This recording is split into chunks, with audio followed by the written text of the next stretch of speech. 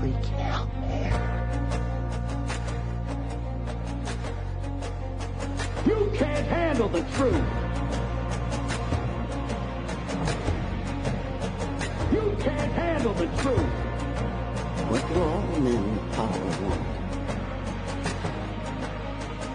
More power.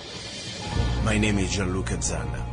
I was an Italian by birth, and I became an American by choice. Our lives and freedoms are in danger. This is not a drill. If you're listening to this broadcasting, you are the resistance. All systems go. Welcome to Love, Guns, and Freedom. We're not afraid. Here we go, guys and girls. It's in Freedom with luca-zanna on KTOX 1340 AM and on United States.FM network. This is another Sunday, another show. I'm telling you, I never really know what's going to happen next Sunday. In general, in life, I don't know what happens or what's going to happen next day. You know, the Romans used to say, carpe diem, enjoy the moment, enjoy your day. It is true. First of all, it's our human condition. If you're really so full of hubris, so full of BS, or let's say arrogance, to think that you can plan the rest of your life on a book, you forgot maybe that you're a human being.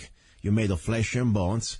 And without getting dramatic, I mean, all you need is not much. You can be gone. We can be gone anytime. I mean, just yesterday, a few days ago, I said, a friend of mine on Facebook, I was reading his post, and he was so happy, quit smoking, things like that. This guy lives in Golden Valley, in Mojave County, here, Arizona. And the day after I read on his post, not even his post, on somebody else's post, by the way, did you know what happened to Kenny? He died. He had a heart attack while he was driving. So the point, I really don't know what's going to happen with me next week. And also, beside our human condition, let's not forget we are living in a really interesting times when it comes down to government. Even in this country, they're supposed to be a country where people call the land of the free, home of the brave. I guess what? The land of the free is gone.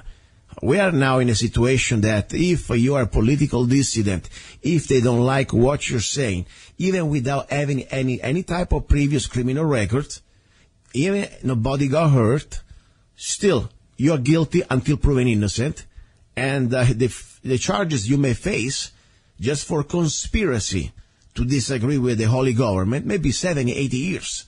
So really, what do I know? What's going to happen to me next Sunday? I may be probably put in a freaking black van and snuffed somewhere. Maybe in Nevada, maybe in Pahrump, where there is this private facility, private jail, that pretty much is holding our fellow Americans, political dissidents, like the Bundys, like Pete Santilli, like, my friend Eric J. Parker. They're there rotting, almost 2 years now.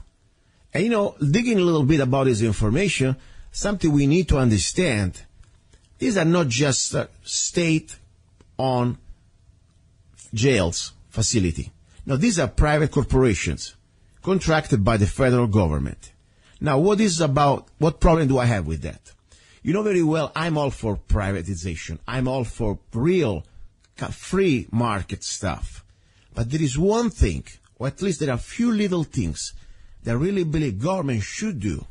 One of those is to administer justice and the judicial system and, of course, the prison system. Why? Why I hate the idea of government giving the opportunity to private corporations to profit out of this. Because remember something, first of all, who are the people, in every private business, you need customers. That's the essence of being business. You must have profit, otherwise you don't gonna make it.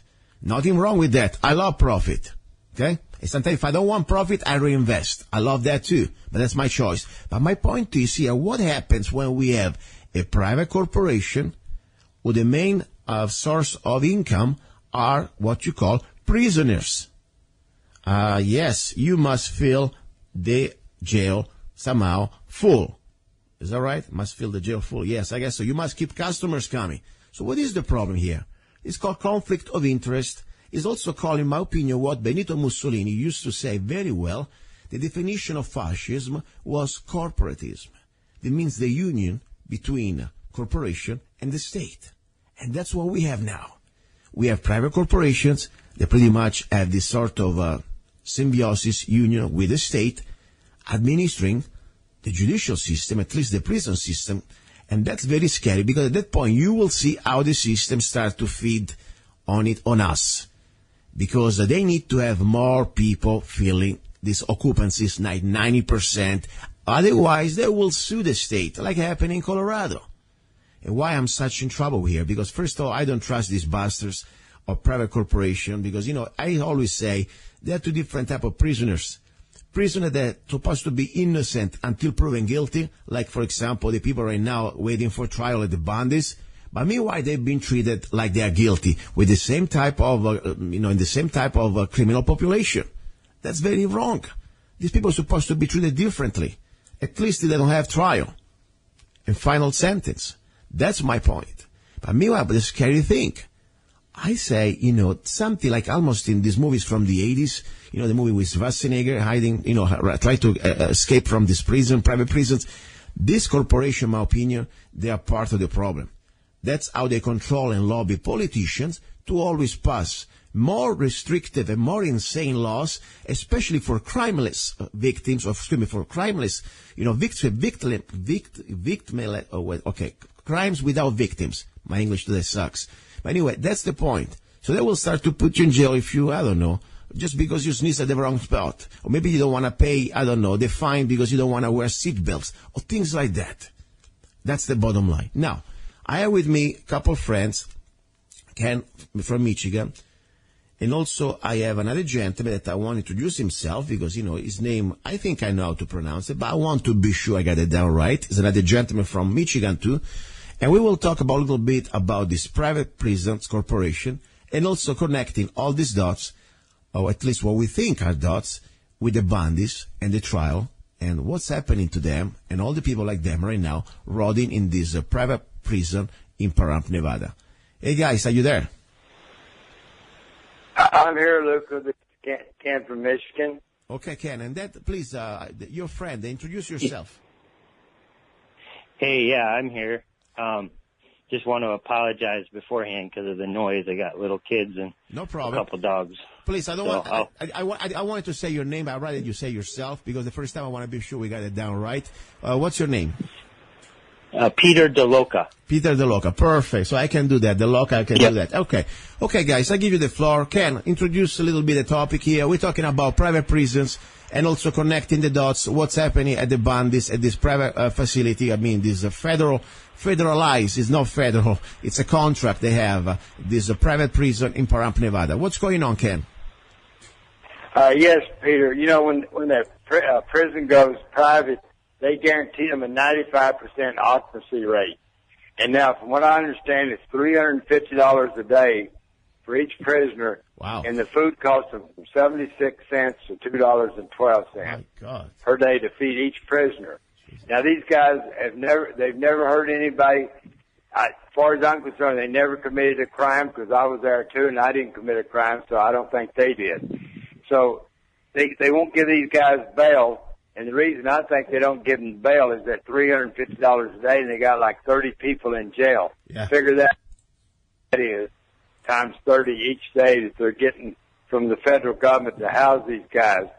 And that's why I think they're not getting bail. Then last week, they took Alan Bundy, and he's the main one that they want to, and I think they're going to try to kill him, to be honest with you. They put him in a 3x3 shower cell for 13 hours with his handcuffs to the back and his arms twisted when they handcuffed him. And they had leg shackles on him for 13 hours. He had to stand in that shower. And they was going to keep him 72 hours, which they say they're allowed to do. Wow. Which is unheard of. To me, if you ask me, that's the worst torture you could do to somebody. But he made 13 hours before they got him out. Then they pulled him out around where they had his leg chains. His legs was bleeding. Jesus. And both his shoulders was thrown out of the socket.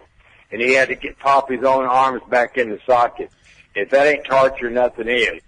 Now I'm gonna give a number out because all your listeners should be calling this jail. It's 775-751-4500.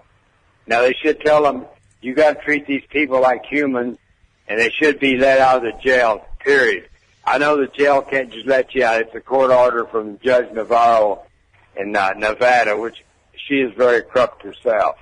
But they don't want to let him out because he's losing too much money. Now I'm going to let Peter tie it into who's invested into these jails. Before I go ahead, one question. I know that if you treat a dog, there is animal laws, cruelty laws. If you keep a dog on a leash without, I don't know, there's some condition that you can get arrested if you mistreat a dog, like keeping on the leash for 24 hours, 72 hours, things like that. I mean, really, especially here in Mojave County, Arizona, I know that people got fined and also arrested because they were keeping animals in conditions that pretty much they were better than what happens to Ammon Bundy. I mean, this is really out of control. 72 hours in a lock in a room with the cuffs. I mean, that's unearthed. I don't think I did that in Korea. And also, Luca, they didn't give him anything to eat for those 13 hours and no water to drink for 13 hours. Wow. Now, if you did, like you said, if you did that to a dog, you would definitely be in jail, and you should be in jail. Yeah.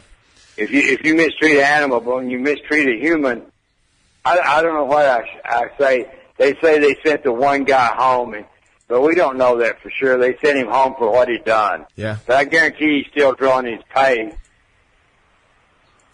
Okay. Now I'll turn it over to Peter. Okay, Peter, go ahead. Tell us a little bit about this private prison's nightmare. Yeah, it's horrible what they do to people in here. Now, John Lamb on his Facebook, if you go there, there's a lot of other sites. Kelly Stewart. What they're doing is they're doing almost like a fund drive right now. They've raised like $20,000 so far for Ammon Bundy's defense fund.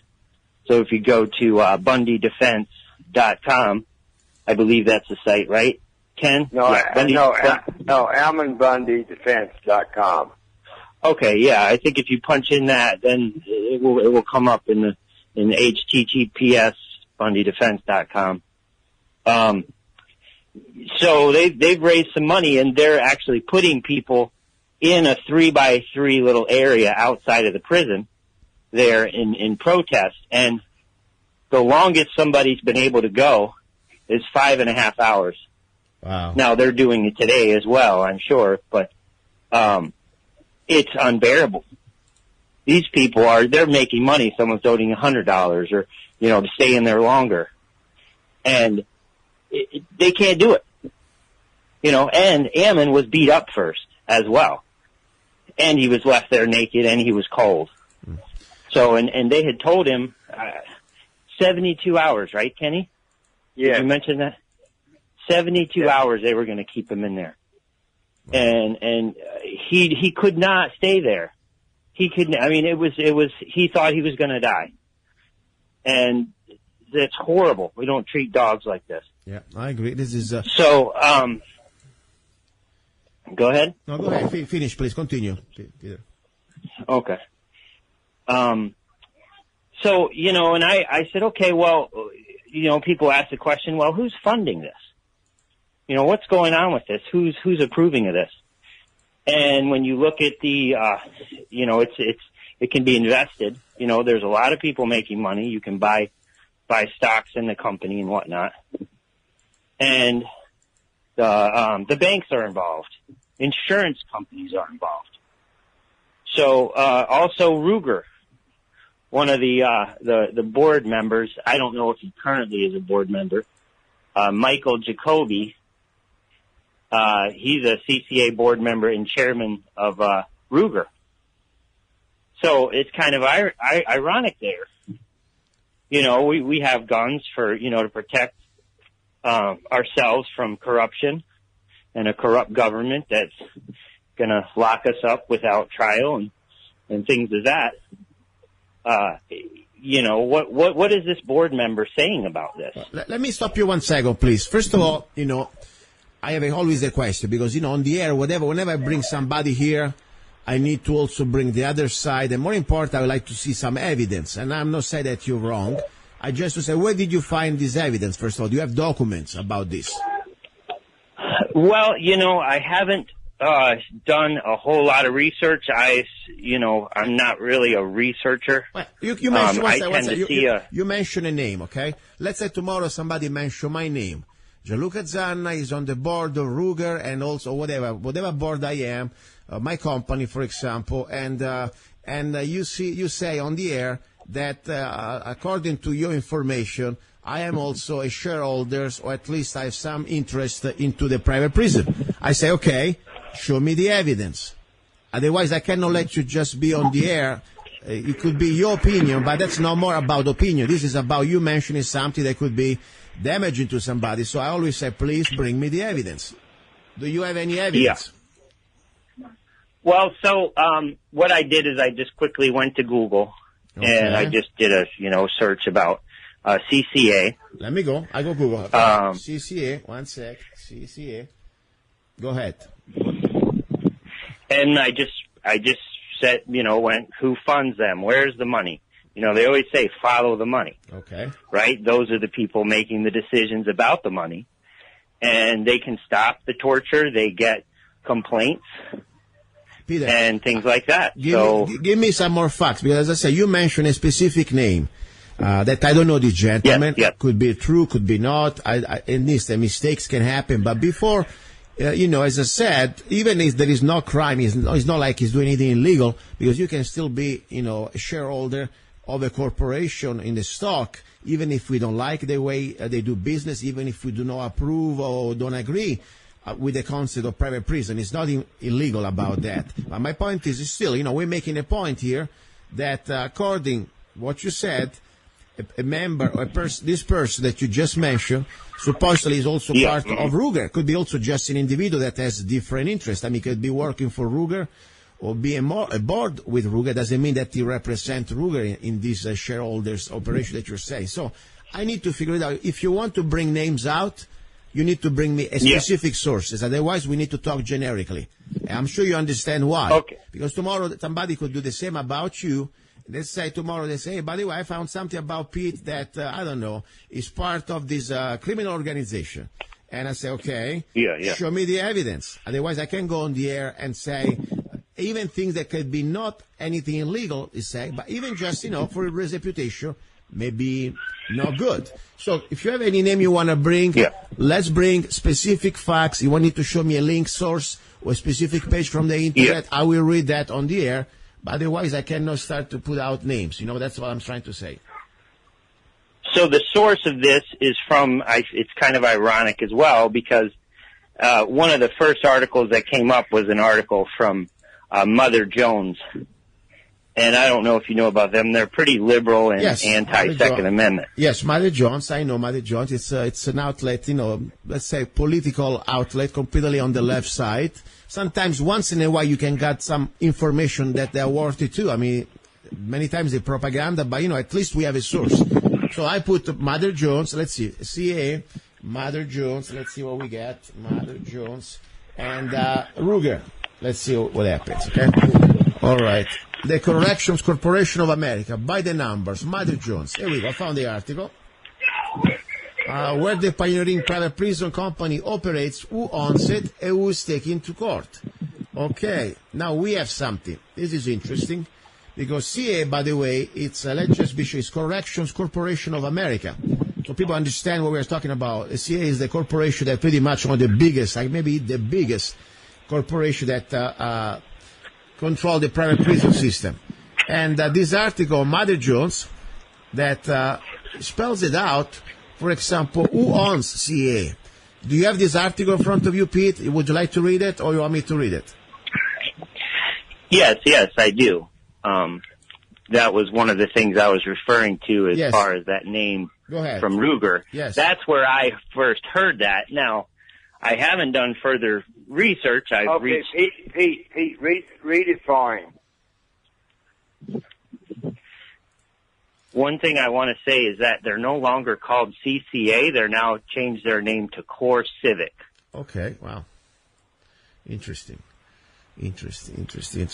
So let's read a bit, because I have in front of me the article. I see here, according to the articles, the source is from motherjones.com, CA's biggest investor, the Vanguard Group, the country's second largest money management firm, as you were saying, they are company that will manage money, holds 14% of CCA stock, value at $447 million as late of 2015. Then we have notable company figures. Among those, C. Michael Jacoby, who is a CCA board member and the chairman of gun maker Storm Ruger. So this is not just a regular member, it is the chairman of Ruger. That's interesting. So I wonder if, this guy, Michael Jacoby, who owns shares, is, of course, I'm sure owns shares, is a board member of the CCA. The company Ruger itself owns the share, but at the point I wouldn't care less if it's Ruger or the person. The point is, there is something here we understand that, of course, they try to make a buck out of the system that, as we said, it's a sad system. It's a perverted system, in my opinion. This is not anymore about administering justice. This is about creating a system that will create abuse of power. Anyway, please continue. Go ahead, Pete. Pete, go ahead. I'm sorry, I just had my kids. Okay. I tried to mute it. Ken, want to say something about this, Ken? What do you think about this, Ken? I don't know. I didn't read the article, but if Ruger's involved in it, and I think there's a like Vanguard or something, Pete should be able to tell us who else is mentioned in the article. Maybe Pete wants to read some of the article. Now, this Vanguard group, so I kind of looked into them a little bit. Mm-hmm. There's another article from Mother Jones. This Vanguard group owns most of the shares of Ruger. So they're a key, and they own 18 million shares. This Vanguard group has 18,500,000 shares within the CCA. Okay. So they're a major component in Ruger because, who makes the decisions? Those who write the checks, right? Yeah. So, that's where the money is coming from. Yeah. This Vanguard group. And then second Peter, place. Are you saying Vanguard owns a lot of Ruger also? Yeah, the most than anybody else, yes. Okay, go ahead. That's my point, is that they're a huge decision maker in what's happening here. So if we have a problem with the way they're treating people, well, they're the top dog. They're the ones writing the checks for everything. So that's who we go to. You don't go to someone under them because they can't make the decision. They ultimately have to look to who's writing the checks. I understand. The point is that sometimes, behind these corporations, people forget that they are still human beings, or sort of, that they are the one responsible for decisions. But, and that's how, first of all, we need to spread education, because I have a lot of fellow Americans that I know, especially what they call themselves conservatives or Republicans or whatever they are, and they think the private system, it's a great thing. And it's sad because, sometimes I agree with some of the other issue with these people, but then it's hard to make them understand how really dangerous this game, that is not a game at all, when government start to give this type of power to corporations to not just control the, let's say, part of this system, or the judicial system, or this, the detention system, but then indirectly they will influence the legislators. Because that's why we have now a situation that we have the highest population in jail, rotting in jail, in the world, combined. It's here in America. Because of this system called private corporations who control the jails. They want to put more people in. And they will see. We look in Arizona what we have. Look in, for example, in Colorado, the private corporations sue the state because the state could not fulfill their contract to have 90% or 95% occupancy. I mean, that's scary. That's why they want to make always more laws to try to put us inside in jail. Any other thing you want to say, guys? Hey, do you have anything else to say? Oh, I got all kinds of things to say, but go ahead. We can wrap it up. Just go ahead and stay on. Well, I'm just saying we need to we need to focus on who really we need to talk to in this situation. You know, Carol Bundy met with the local sheriff of Nye County yesterday. Uh-huh. I don't know how that went. I mean, it was earlier in the morning, I believe. Yeah. Seeing it on Facebook, trying to, keep track of what's going on. So the sheriff knows there's an investigation into the incident by the sheriff. But see, that's the thing. It's who does the sheriff go to? Who is really the one making the decisions? And I would say the board members. So you can Google the board members. It's called Core Civic. And, we need to make it real clear to these people we don't approve of torturing Americans. This is not a communist country. At least I don't want it to be. But unfortunately, it appears that it is.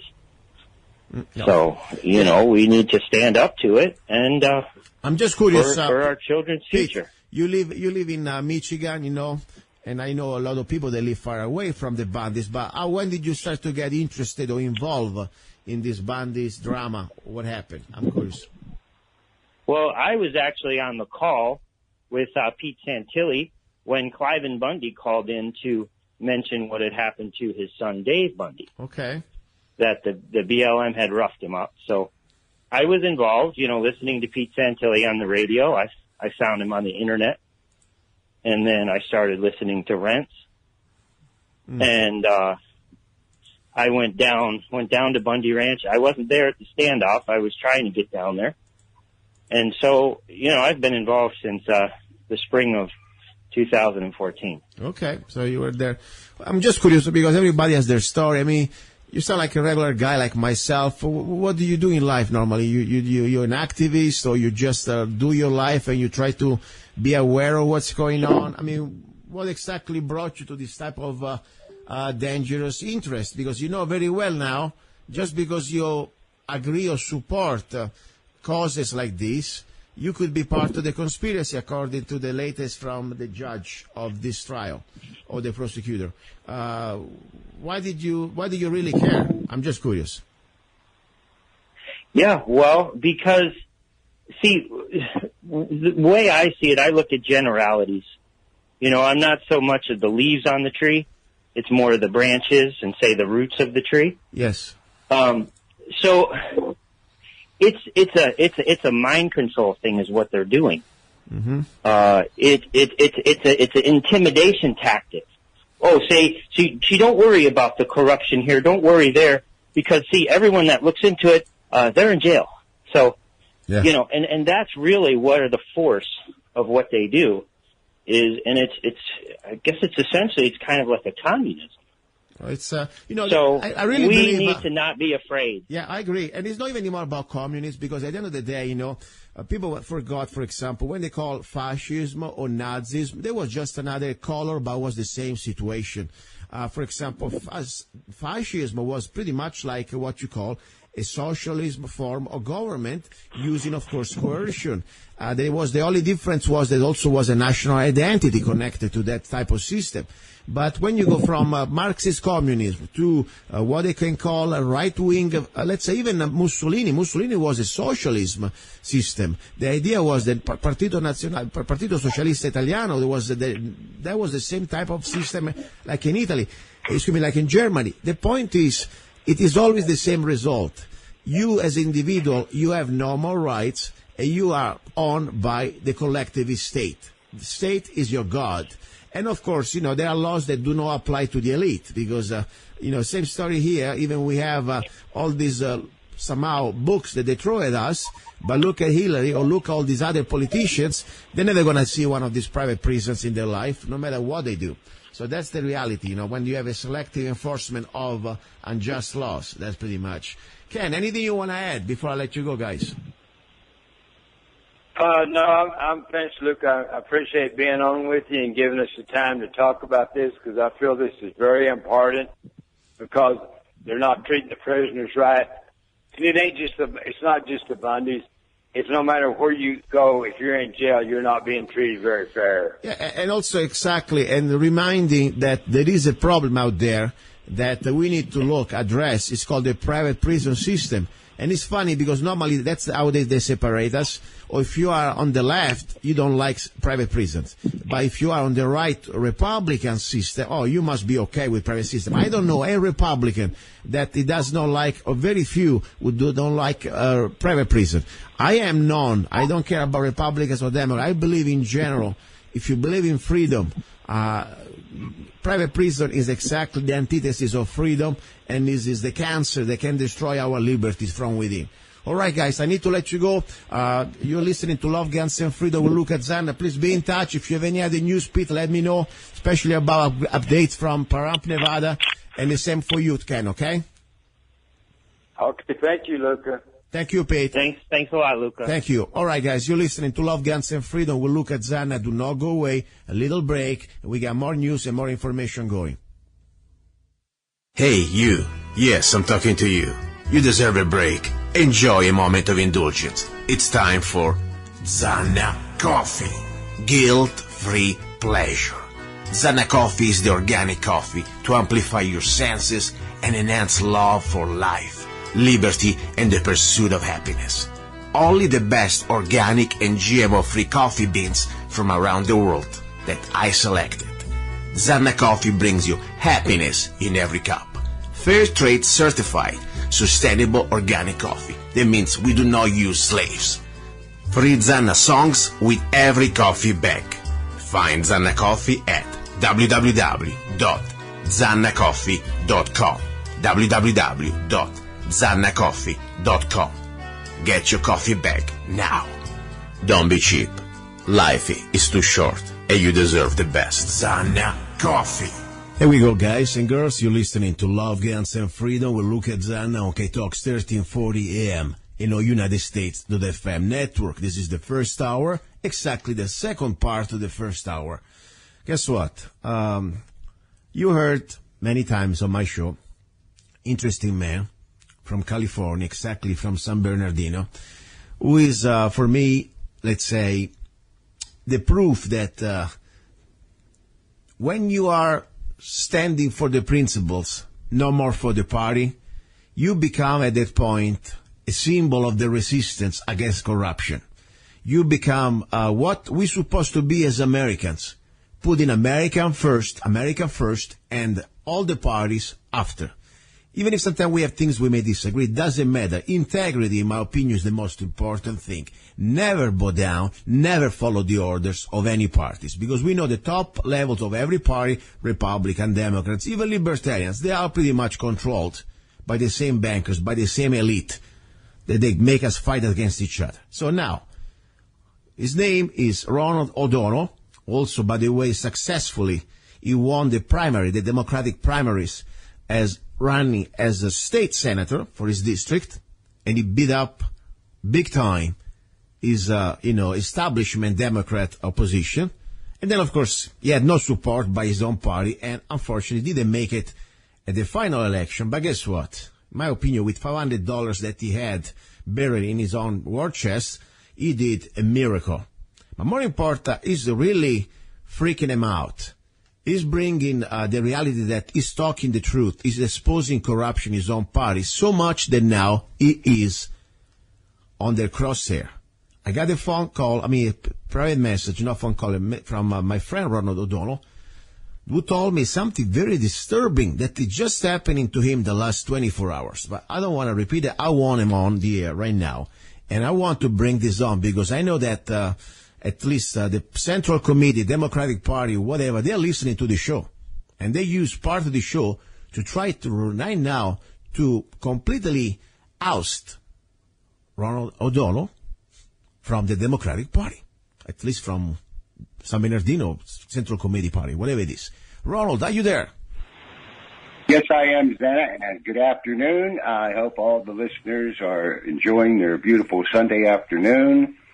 It's always good speaking with you, and here's a shout-out to Kristen Harper. I heard she's going to have her own radio show on health care, and she got her start right there with you on the Love, Guns, and Freedom show, and boy, I'm just so proud of her and the progress she's made in the last 2 years. I've been following her. Very good, very good. Now, back to us about what's going on with you in the Democratic Party. What happened to you the last 24 hours? Okay. I got a letter in the mail. I had no idea this was coming. And when I opened it, 10 minutes later, I called you. Yes. Because basically, I'll just, it's an official California Democratic Party from Sacramento letter. It opens up with, this letter is to inform you that we have received the attached petition for your removal as a delegate on the grounds that you violated the California Democratic Party bylaws, Article 2, Section 9B, and then it goes on, And it attaches 30 signatures with it from Assembly District 4, which is up around San Francisco. And interesting, I'm running for California vice chair of the Democratic Party. That's like the number 2 position in the state. Yeah. Now I'm running against Daraka, not Baraka. Did I say Daraka or Baraka? Daraka Latimer Hall, who happens to be the current secretary of the California Democratic Party and my opponent next week at the convention. Remember, we're going to have the election. Interesting, huh? Yes. So, in other words, Daraka, Latimer Hall, and I use those for females where you get to use both names, but I don't know what that's all about yet. My opponent sent me this letter saying that I'm going to be gone, and I'm sure it's been publicly, sent around the state party membership leadership and all the delegates. There's 3,400 going to vote. They all have a copy of this. Timing is everything, huh? Yeah, I mean, it's a very bad. But tell me something exactly. I know that you told me that they didn't like part of our interview that we had last time, where you were pretty much talking about. Yeah, what happened? Details. Well, I have a 114-page letter. I'm not going to. Yeah, give us a short story. 40. I'm going to get to the paragraph, which is paragraph 3. Yeah. On his letter. And, it opens with this one. In one of the most frightening and telling statements in a radio interview last summer, and then he, has the link for anybody to listen to, Love, Guns, and Freedom radio show. After he won a position in the top 2 primary, Mr. O'Donnell, a fierce gun rights proponent. Oh. Wow, like he's a bad thing, like you're a criminal because of that. Oh. Go ahead. Wait a minute. Advocated for the murder of transgender persons. Never remember that. Never said No, that. I would never use the word murder. I'm not stupid. But I'll go on. Okay. The interviewer asked him his position on the transgender bathroom issue. Mm-hmm. And then I jokingly said, that's why I'm an advocate of guns. They are predators. Shoot them. And he has right there around the 20-minute mark. He has since posted a similar meme on his Facebook page, Exhibit B. Wow. So what he's saying to the Democratic Party is because I said when a sexual predator is caught molesting a child in the men's room, that I said I would shoot him, that I am somehow violating transgender rights. So I guess transgenders have the right in California to molest children in the bathroom. Wow. Interesting. Really interesting. No, it's not interesting. We're talking about a lawsuit. This was sent from, I didn't know, but he's also he's a board member of Lambda. Wow. Lambda. Jesus. Okay. And then the rest of this is just basically items that I posted on my website. But he said I'm calling for murder. So I never said that. Wait a second. Our question is, the lawsuit, this is a civil lawsuit, first of all? Well, it hasn't turned into a lawsuit yet. Right now, it's in the procedural process to remove me as a candidate, to remove me from the Democratic Party. Okay. For doing that show back in June 10th of 2016, where I'm being accused of advocating murder of transgenders.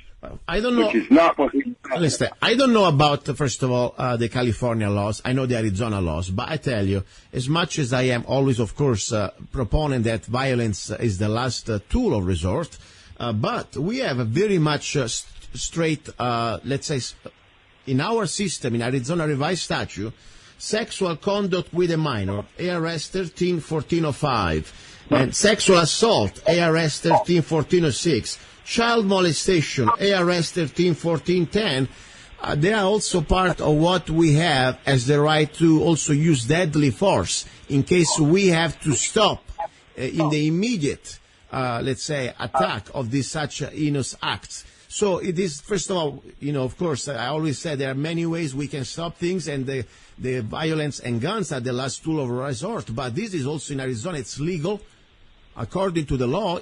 If it meets the specific circumstances, of course, I'm no lawyer, I'm not going to try to articulate much, but we have in the laws that we have the right to use deadly force in case we have facing or we are witnessing, in this case, a violence, a rape, a sexual assault, not just on a woman, of course, but also anybody. And, of course, we're talking about child's here molestation. So that's pretty much just to want to be sure. Whatever you said to me on the show, according to our Arizona laws, it's legal. I don't know California now exactly what they say, but I'm telling you, it sounds very scary that at that point they want to give more rights to the sexual abuser than a child in case they have to face the way to stop this sexual abuser. They wouldn't do anything. So, wow, that's all I can say. That's my whole point, because, they can't make up their mind what gender they are, which I think is just a stupid-ass excuse for permitting promiscuity amongst the Lambda members. Yeah. And that's who actually got behind this, and they're out of New York and San Francisco. So I can see a lawsuit in my future here. Mm-hmm. And I'm welcoming it with open arms, to be honest with you. My daughter said, "Are you upset, Dad?" And I said, "Absolutely not." Yeah. I'm standing up for the defense of our children here. Yeah. And I'm trying to tell these pedophiles, of which we arrested nationally 980 since your show. Yeah. And we took 23 babies, children, 12-year-old girls, out of the hands of these sexual predators that were being forced to perform sex acts 50, 100 times a day.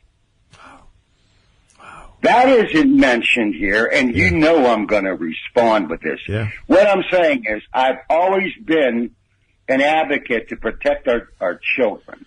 And also, you have you also that's very, very noble, very normal. My opinion, it's not even like to be noble. It's just the way the normal thing every normal person would do, in my opinion. But the scary thing is, you also should be entitled of your opinion. I mean, these people, they try to shut down pretty much what I see from here, your basic First Amendment right. I mean, what the heck? After all, the voters, they can judge if they want you in or out of the Democratic Party. They don't need some insider. That's scary what they're doing here. I had 147,000 people here in our desert, your desert and my desert and our desert, vote for me, and they didn't call my response murderous. Yeah. They want to protect their children and their grandchildren exactly from these sexual predators at Lambda. Exactly. Who was trying to remove me because I said it. See, here's the thing. If you just keep your mouth shut, you stay out of trouble. Yeah. California. Your job is to keep your damn mouth shut. Yeah. Oh, I see. They got the wrong guy here. Yeah. They messed up. Or they didn't mess up. I'm telling them, no, I'm not going to shut up. I'm going to continue this argument. And now we're going to take it all the way to the state level. And I'm bringing in a tape of Love, Guns, and Freedom, June, and ask them, where do you hear the word murder in there? Because you won't. Yeah, and it's very simple. All we have to do is get the audio. I mean, they have an audio. We can put it out and play it again. And by the way, I know they are listening, and I would like to tell them, guys, I don't know you. I welcome you on the show, and I would like to have you, of course, also the same time with Mr. O'Donnell. I can give you a full hour, and you can, both of you, really come here civilly and talk to each other. That would be a great way. I would love to have you both. So everybody's welcome here, regardless I agree or don't agree with you guys. So I think that's something that in case they have a chance to listen to the show, let them know. I mean, just give me an email, zanna@zanna.us, and I would like to have here and maybe ask more questions about everything here. This is pretty disturbing, okay. What I hear. Let's get a little deeper now, okay? Because I just told you who this guy is. He's my opponent. Yes. That's a great way to go ahead and beat your opponent in the Democratic primary. Uh-huh. Okay? Go ahead and just smear that man's reputation. Yes. Calling him a murderer is what he just basically said. Wow. And I can assure you I am smart enough. I got out of law school in 1978. I'm smart enough never to use the word murder. Yeah. I know what I do when I talk. I may sound like some country bum when I'm talking to you on a show or any other show, but I actually do have a thinking, working brain, and I'm very cautious about the language that I use. Well, also, I tell you, I would never let you know, this show is welcome everybody, but one thing only I do not allow is, let's say, a language of violence unless it's justified for self-defense. Exactly. 1 second. For self-defense must justify for self-defense or the defense of an innocent. That's what the basic natural laws of God, or if you believe in God, or just of the human beings. And, of course, I'm talking Arizona. That's where I am. We have the right to defend ourselves, and we have also the right. If we want to, we are not obligated, but also we have the right to defend the innocents out there in specific situations. So, you know the story. This show, you can say whatever you want, but I would never say things that they are against the law. That's for sure. And I can assure you that we never, ever, never advocated murder. But this guy said I did. And you know what? Yeah. Again, I got out of law school 40 years ago. I see a paycheck coming here. Forget the party, forget everything else. It's going to be me against him. Yeah. Me against Lambda. Wow. And I'm going to sue them for damages for defamation of character. I already am working on it. Wow. Well, that's how angry I am. Well, this is part of what, I mean, honestly, this is not politics. This is the lowest level of attack that, unfortunately, some politicians do when they know that they cannot win in other ways, with arguments, with facts, or with logic. That's the way they do it. But you do what you have to do. And I'm glad that All right, now we're running out of time here. So I'm going to go ahead and I'm going to continue if you'll allow me. Go ahead, please. Go ahead. All right, because we have just basically scratched the surface. Yes.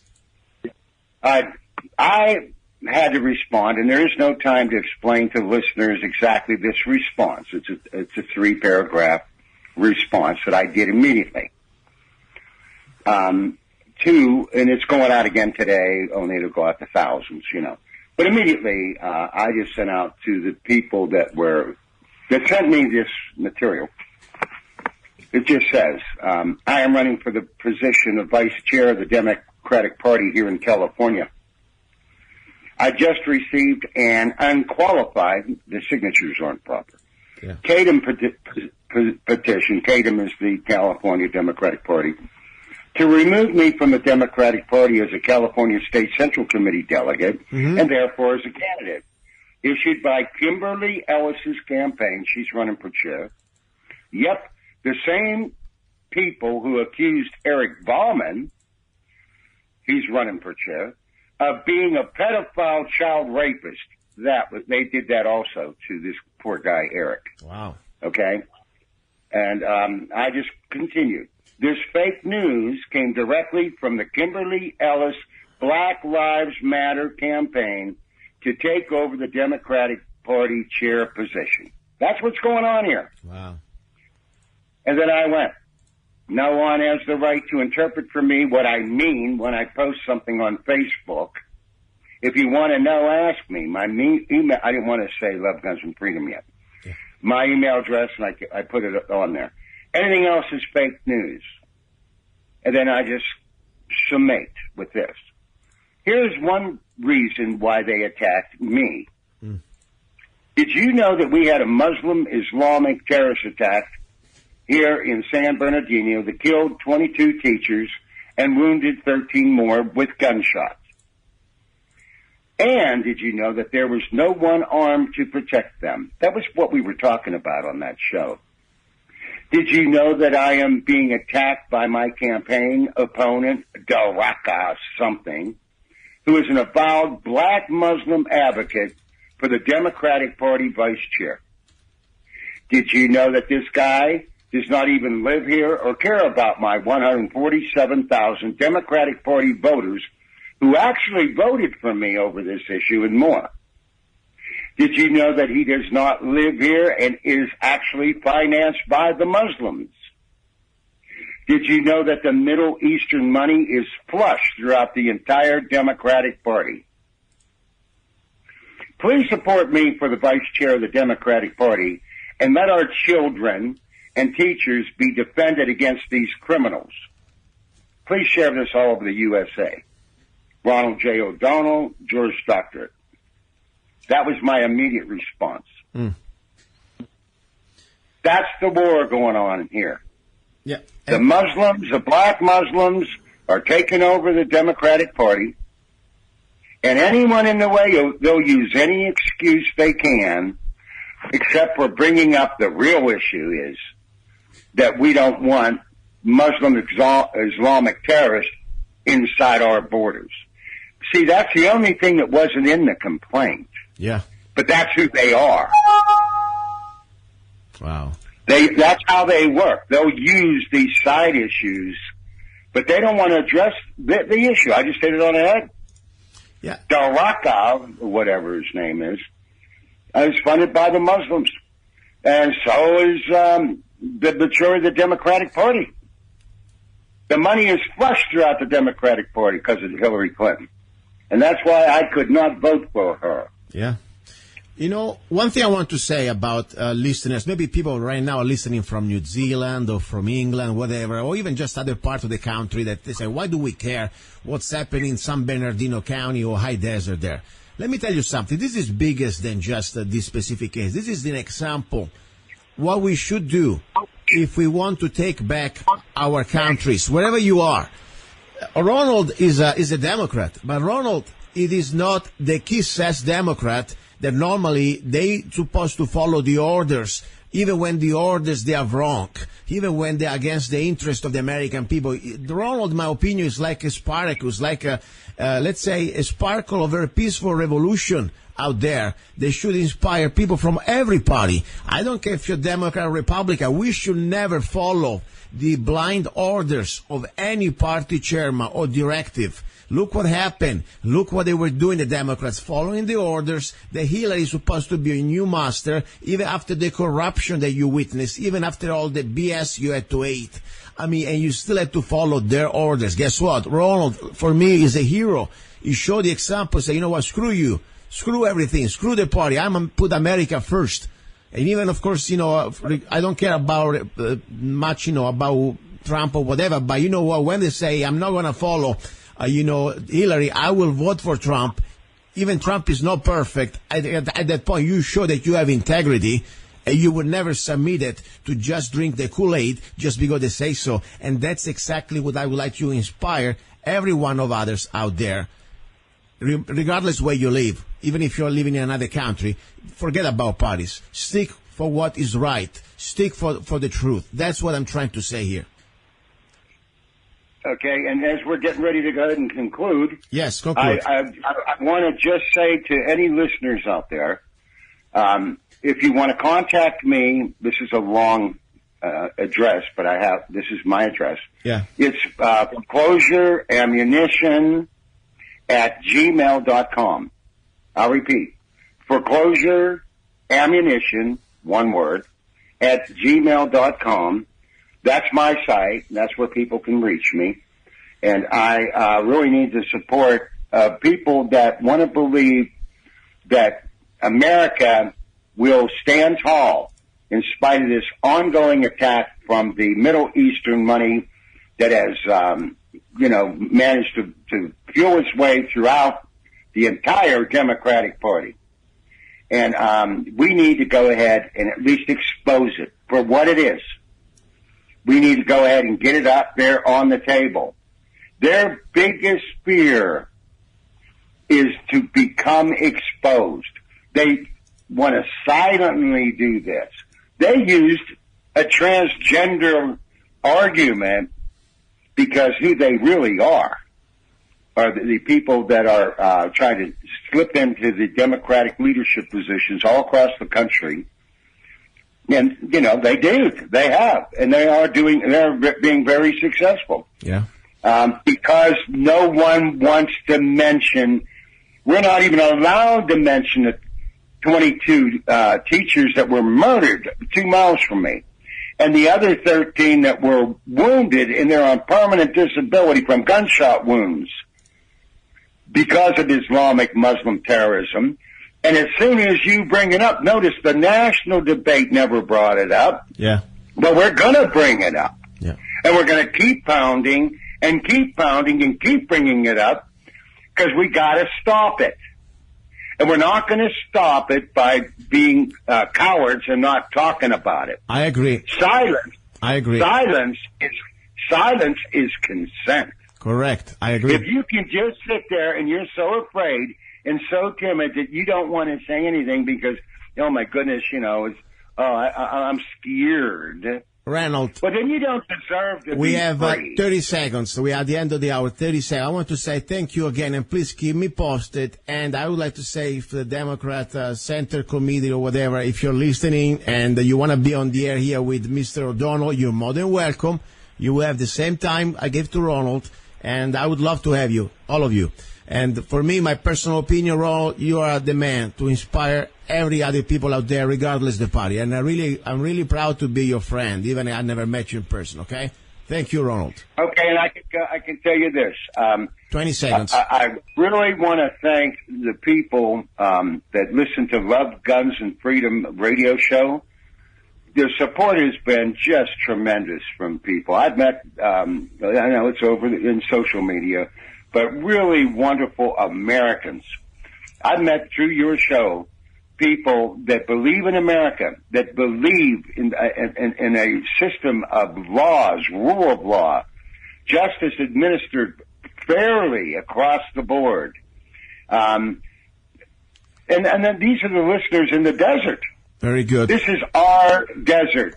We're out of time, Ronald. I'll talk to you next time. I'll keep you posted. Guys, don't go away. You're listening to Love, Guns, and Freedom with luca-zanna, ready for our number 2. It's all about guns, rights, and much more. Do not go away. You're listening to Love, Guns, and Freedom with luca-zanna on United States.FM network.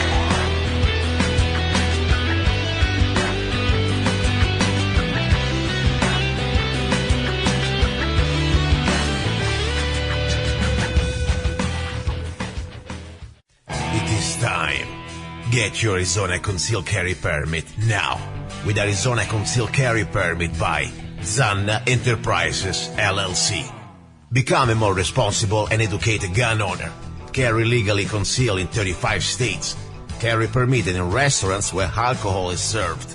Learn where and how you can legally carry a firearm in Arizona. Learn where you can use deadly force. When can you display your gun or not for self-defense? Learn how to deal with law enforcement while carrying a firearm. Learn how to be aware of your surroundings and how to avoid a confrontation. Buy your gun without waiting for a background check. Get your Arizona Concealed Carry Permit now. Go to www.azccw.us. Go to www.azccw.us. Free for single mothers and people with disabilities. Here we go, guys and girls. You're listening to Love, Guns, and Freedom with luca-zanna on KTOX 1340 AM and on United States.FM network. Second hour, it is all about guns. You know, this hour is beyond guns. As you know, I don't really talk too much about the latest gun or what type of, fashion holster you should buy. I could not care less. This is for me mostly an hour that I would like to bring awareness about our rights, specifically the Second Amendment right, And of course, how to exercise it, at least learning from each other, try to improve each other. We talk about training, of course, classes, CCW classes, safety classes, tips, interviews, everything. And of course, sometimes, I also push my rifles and other things that I find interesting. But the most important thing really that we should never forget, that we are a very unique nation, or at least we are supposed to be a very unique nation. When it comes down to Second Amendment, when it comes down to the militia, the armed citizen in the defense of the state, and also, of course, of himself. It's not just the state. I really believe it's our human right to defend ourselves, our life. This is a very unique thing. Few states, few countries around the world have this type of situation. The only thing that comes to my mind a little bit is Switzerland, of course. But so I wanted to bring back on the show a gentleman that I really have the pleasure to be among my friends, Facebook friends. And sometimes people say, Facebook friends is a big word. Guess what? Sometimes I get more connected with some of my Facebook friends than people that live next door to me. Because the idea, it's beyond the geographical, limitations or distance. It's about an idea. We have something we share in common, the idea of individual rights, of freedom. And in this case, something very unique, especially when it comes down to a man who served this country, who served this republic, in something that is probably the only form of constitutional armed force, let's say, contemplated in our Constitution, and that's the Navy, U.S. Navy. So this gentleman is not just a regular guy. He's a guy also who gave a big part of his life serving as a Navy man. It wasn't just a guy running just being like a private. He did it as a career. So let me bring him on. His name is Mike, and I will leave it like that. He's a commander, at least retired commander, Mike. Mike, are you there? Yeah, I'm here, Luca. All right, Commander Mike. How's it going there? Well, it's going pretty well. It's a beautiful day here, wherever it is that I am. I won't say where that is. Okay. But it's really nice, though the weather hasn't been very nice for a while. Beautiful. Listen, last time we talked, I had you on the show last time, but it was a very interesting interview. We talked about several things. You as an experience as a man who served in the Navy for many years, and also you gave me some different opinion about politics or your personal opinion about very, let's say, controversial topics, 9/11, the war, and things like that. Today I would like to go back to something that we did not have a chance to talk last time. It was exactly about, first of all, what really the Constitution says about the standing army.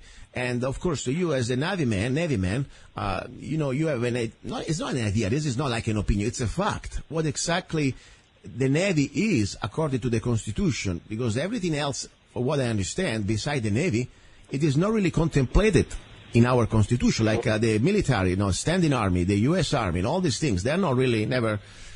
Give us some education on the topic, because I like the fact that you're really informed about this. Tell us, please. Well, and that's something that's pretty easy to address. All people have to do is go to the Constitution, and in Article 1, Section 8, there are two clauses which are important. Well, actually, there are more than two clauses, but if we're talking about the active duty military, if you will, then in Clause 12, one of Congress's powers and therefore responsibilities is to raise and support armies. But it's to raise and support them. It's not to keep them standing, because it says that no appropriation of money to that use shall be for a longer term than 2 years. That's very important, even though they pretty much skirt around that now. The whole idea was that an army can't exist if it's not funded. And therefore, because the Founding Fathers were very skeptical of the idea of having standing armies, because standing armies with no defensive wars to fight ultimately get turned against the people. They saw it all throughout history, that they wanted to make sure that any standing army, any army that was raised wouldn't stay raised after its required use was finished. Then we come to Clause 13, which is interesting because it doesn't talk about raising or supporting a navy. It talks about to provide and maintain a navy. Yes. And so therefore it gives the suggestion that a navy should be indeed a standing force. Of course, navies often, at the time, at least American navies, were not ships generally that operated together unless they operated in very small groups called squadrons. They often went out and cruised the oceans on their own in order to keep the sea lanes open, so they wouldn't be a threat to the civilian population.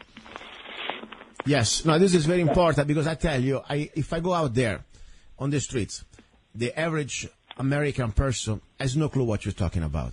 And that's sad, because I think this is the foundation of our country. That's also what makes a difference from, what's supposed to make us different from every other country out there. And unfortunately, now all the things you're saying, they are part pretty much of, let's say, almost like a fairy tale, and it's supposed not to, because after all, the Constitution is the law of the land. But where did we lose that? I mean, what exactly, sometimes, in times, our Congress completely started to disregard this very important foundation, because right now, look where we are. We are way far from that scenario that our founding fathers contemplated in the Constitution. Right now, we are living under the standing army. It's called Homeland Security. They have billions of rounds. They got tanks. They have armed force. And, of course, we have different types of new legislation, like, National Defense Authorization Act of 2012, with different chapters that pretty much contemplates that the U.S. Army can be used on U.S. soil against terrorists that pretty much make everybody does not agree with the government. What do you think? Where did we lose all this in past? Well, I think it was a slow erosion. I think that before the Civil War, armies were raised, but there weren't standing armies, and even in the Civil War, there was a relatively small standing army, which is why you had West Point in the first place, in order to provide professional officers for some small center, cadre of that army. But I think after the Civil War, even then, a lot of that was stood down.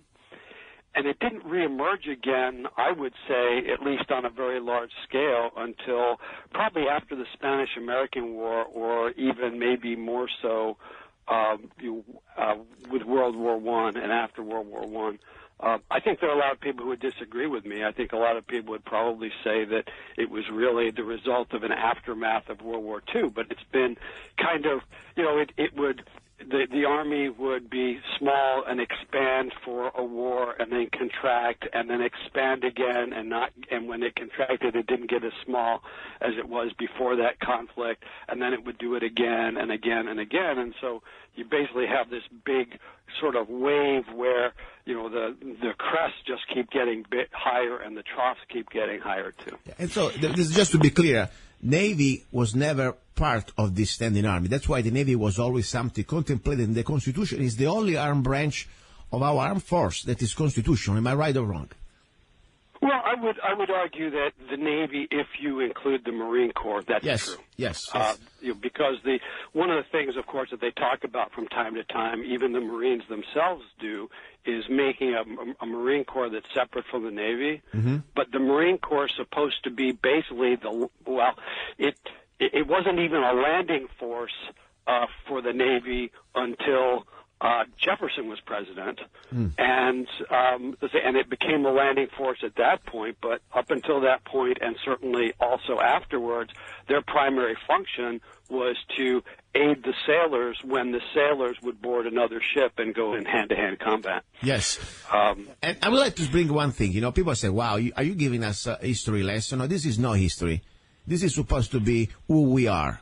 If you believe that we are in a constitution, let's say we are a constitutional republic, and really it is the law of the land, we're supposed to bring back this idea that is not an idea, it's the law.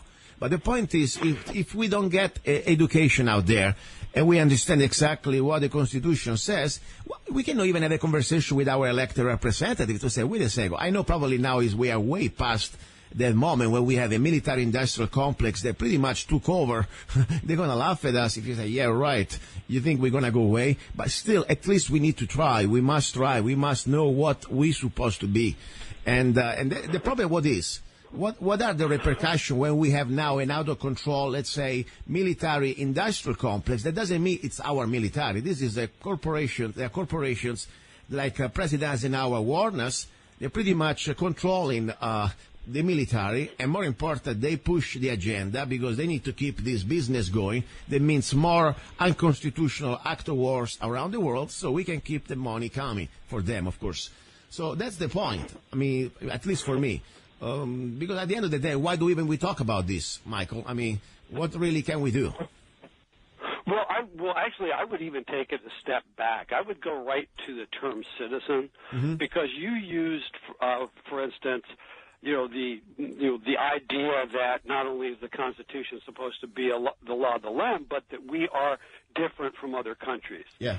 In other countries, at least before the United States was founded, or should I say before the several states of what then became united into the United States was founded, was that people were subjects; they weren't citizens. But in these states, people weren't subjects; people were citizens. And the difference is that when you're a subject, you're essentially owned by whatever rules the country. Exactly. When you're a citizen, the government is supposed to work for you, but the flip side of that is that you have responsibilities to defend that, in this case, republic. Exactly. And that's where we come into the whole concept of militias and the whole idea of standing armies being dangerous to liberty, and most importantly, individual liberty, because there's no such thing other than individual liberty. Exactly. Without the individual, you have nothing, and if people don't understand that they are citizens and that they have both rights and responsibilities to defend their rights, then tyranny takes over. Yes, and this is, because I would like to go back to the fact why we have a Second Amendment. And let me read it one more time. Everybody probably knows about it, but I like always to refresh the mind, at least to give it my interpretation. A well-regulated militia being necessary to the security of a free state, the right of the people to keep and bear arms shall not be infringed. Now, there is always the new agenda to try to make it look like this is some sort of a collective right, because after all, they say a well-regulated militia. No. Even me, a moron from Italy, who barely can speak English sometimes, the right of the people, first of all, says, people didn't say of the state, say of the people, to keep and bear arms shall not be infringed. And more important, if we believe that the Bill of Rights, like for example, the First Amendment, it's an individual right, every other right enunciated in the Bill of Rights, it's an individual right. So the argument out there that just because they mention the word militia means only that the National Guard, by the way, was created way later, did not even exist at the time when the Bill of Rights was written. So this is an individual right for me, black and white. And I think, I don't want to speak for you, but I think what you think about this. My point is now, question is, should the citizen have the same type of firepower, besides few exceptions? I'm not talking about the idiot that brings always the topic, now what, you're going to have the nuclear bomb? No, that's not an individual right, okay? That's another thing. But let's put it this way, full automatic weapons, shoulder-mounted weapons, things like that, even a little, armored vehicle. Should the citizen have the same arms as the military? Question mark. And I posted an article a couple of weeks ago, maybe a week ago, that I have done a lot of good feedback about it, and that was about Army Secretary nominee, that by the way didn't make it. He was talking about that according to his opinion, the citizen should have the same arms as the military. And the guy that I was talking about is Tennessee State Senator Mark Green, that Trump was trying to bring him as Army Secretary, but I think he didn't make it. What do you think? What is your opinion? Well, I think we have to go right back and look at who it is that's supposed to be making up the Army and the militia in the first place. Those are supposed to be citizens. So how can you have a citizenry that's supposed to be, invoked to, defend their states and their towns and their communities, unless they can keep and bear arms? It's like, what if I can't get to the armory to get my weapon? It's absurd. Yes. The idea that people cannot keep and bear arms themselves is absurd. And the other part is that if they're going to be proficient with those arms, they have to have them, close by enough that they can not only drill, perhaps together, but also individually in order to practice their marksmanship. And when I say marksmanship, not necessarily only with small arms. That could be with fighter planes, that could be with artillery, it could be with a lot of different things, as long as they are, doing it in pursuit of freedom and not trying to infringe on other people's property and rights. Yeah, let's talk about like the Swiss model. I was hanging around Switzerland before I left to America. I had a girlfriend there, and I like it. It's kind of interesting because there, yes, they are regulated, by the way, not because you have a full automatic a rifle at your house means that you can start to, that first of all, that's property of the state, but you still need to, let's say, fulfill and train and keep it in some sort of a standard. Not because now, let's say, you can have that type of firepower means that you just go out and go crazy. No, when you become part of the organized militia, like in Switzerland, you have to train, you have to follow a standard, you have to also organize according to, let's say, it is a really armed force, organized armed force. So now the point is, there is, for example, in Arizona, we have the organized militia under the, let's say, the control of supposed to be the governor. And then there is the unorganized militia. Is also, let's say, in our constitution, we also have what is called the unorganized militia. That be everybody between the age of technically 18 and 45, if I remember well. It is part. And at that point, go ahead. Well, actually, what I would say is that that was a perfect segue. But first, we have to actually go back to this whole idea of individuals, keeping and bearing arms. Because in the Constitution, again, in Article 1, Section 8, it talks about how Congress has a responsibility to make rules for the organizing and disciplining of the militia. Mm-hmm. Yes. And so therefore, if you're a member of the militia, whether it's the disorganized militia or it's the organized militia, then if you abuse your right to keep and bear arms, there are direct and probably military consequences. Yeah. I mean, so this is not just a bunch of ragtag people. Laws do apply to them, but they're not supposed to be laws that infringe on their rights. Yeah. For example, when I look at the first real infringement on our Second Amendment, at least on mass scale, it was the 1934 NFA, National Firearms Act. Do you agree with me? I mean, that was for me at least the first real unconstitutional act of Congress that's pretty much to say, okay, now you civilians, you are not allowed anymore to have certain type of, let's say, weapons unless you go through a special, very expensive at time taxation system. The typical stamp is $200. Now it's not that much, but at the time it was huge. And more important, it's not more a right, becomes a privilege. Do you agree with me? There was any other type of legislation before that comes to your mind that was really, let's say, aiming at curbing or at least destroying the original idea of the Second Amendment, that also we as a citizen, we're supposed to have pretty much the same type of firepowers that our military is supposed to have. What do you think? Well, I think that was the biggie. That was the first one that I know of. My guess is that during the Civil War or Reconstruction, there were some sorts of unconstitutional laws that were applied to Southerners, but I can't be sure of that. Anyway, that's pretty bad. That for sure is pretty bad. We're still paying the consequences. Now, if you have let's say, a barrel of a shotgun that it's half-inch, I'm not even talking about, much, half-inch or a quarter of half-inch shorter than the side's supposed to be, let's say 18 inches, you are becoming a felon. I mean, same story with I'm not even talking about full automatic. Just the fact that the barrel, it's half-inch shorter, your life is gone. I mean, that's for me still shocking. It's silly. We've given away our country to lawyers. Yeah, and what's bureaucrats. What's the difference between a barrel that's half an inch shorter or half an inch longer? Basically nothing. Yeah, 5 years in jail. That was it's not more accurate. It's No. not, it's not easier to wield. It's not even easier to hide. It's a half inch. Yeah.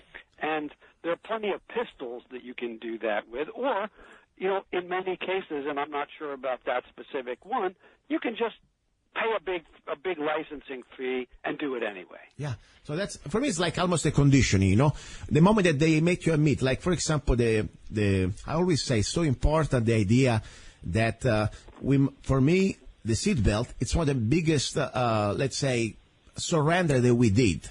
Because regardless, we believe or not, the seatbelt can be good for your health, okay, or your safety. The moment that the government tells you, hey, your body, we own your body. You belong to us because I tell you what is good for you. That's the bottom line. We surrender our body, and at that point we surrender our freedom. And the same story, now at that point the sky is the limit. Now they can tell you, hey, half inch out of that barrel, if you don't jump, as I say, even if it sounds stupid, you spend 5 years in jail and your life is ruined because we say so. As simple as that. Indeed. At that point, we submitted to that. Next time it's going to be, why not 5 inches? Why not maybe 8? You don't need a gun, period. So that's my point. I think there was a slow, something that makes you feel good, reasonable, not really for me, but for the average person. After all, it's reasonable. The Mafia, 1934, the Valentine Massacre, all this stuff. And people buy that crap. And then guess what? Now you become a very, your life is ruined. And forget about the half inch. There are people out there we had people that really decent human beings, just because your rifle, by accident, not even your fault, by manufacturing problems, you start to jump and start to go in full out for 2 or 3 rounds. And guess what? Somebody was reported. If I well remember, was with Olympic Firearms a few years ago. This guy was a National Guard retired guy, and his life was ruined. He didn't do anything wrong. Even the factory said, by the way, it's our fault. Guess what? ATF threw the book at him, and they convicted him. And, it's sad because I am, people say, oh, wow, look, you are a gun manufacturer. You work with ATF. Are you an hypocrite? No, I'm not. I know exactly who they are. I don't like them. I want to be honest. I know they listen to my show, some of them, and they come to do my inspection probably. But, guys, nothing personal with you.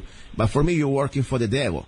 And the only reason why I'm comply, because I want to try to give guns to American people. I try to make guns, and this is the system now. I cannot rewrite the law. I'm nobody. I'm just a regular guy. So I don't want to be, let's say, spending my time in jail. But I try to comply with your stupid laws, and I'll do everything I can.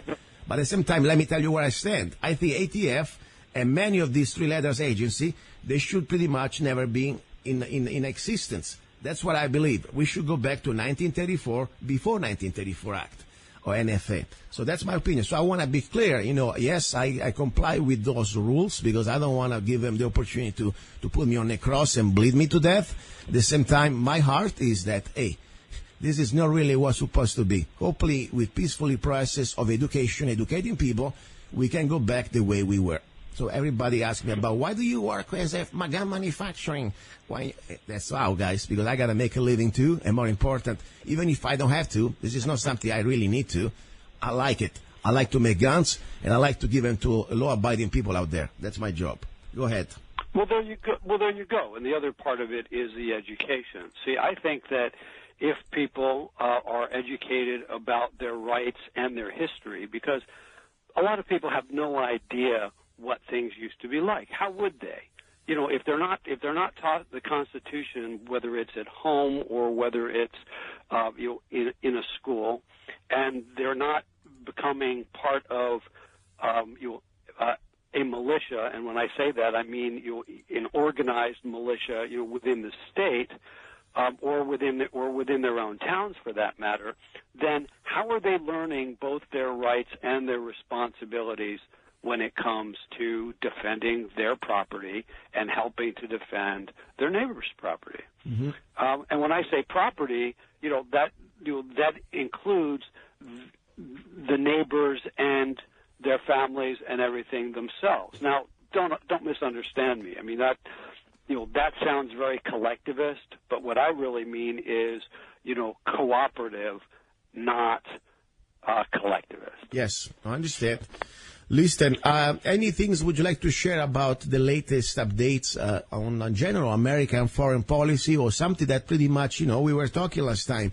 Any things you see changing for the better, changing for the worst, or there is not really any change? Everything goes the same way like the old boss?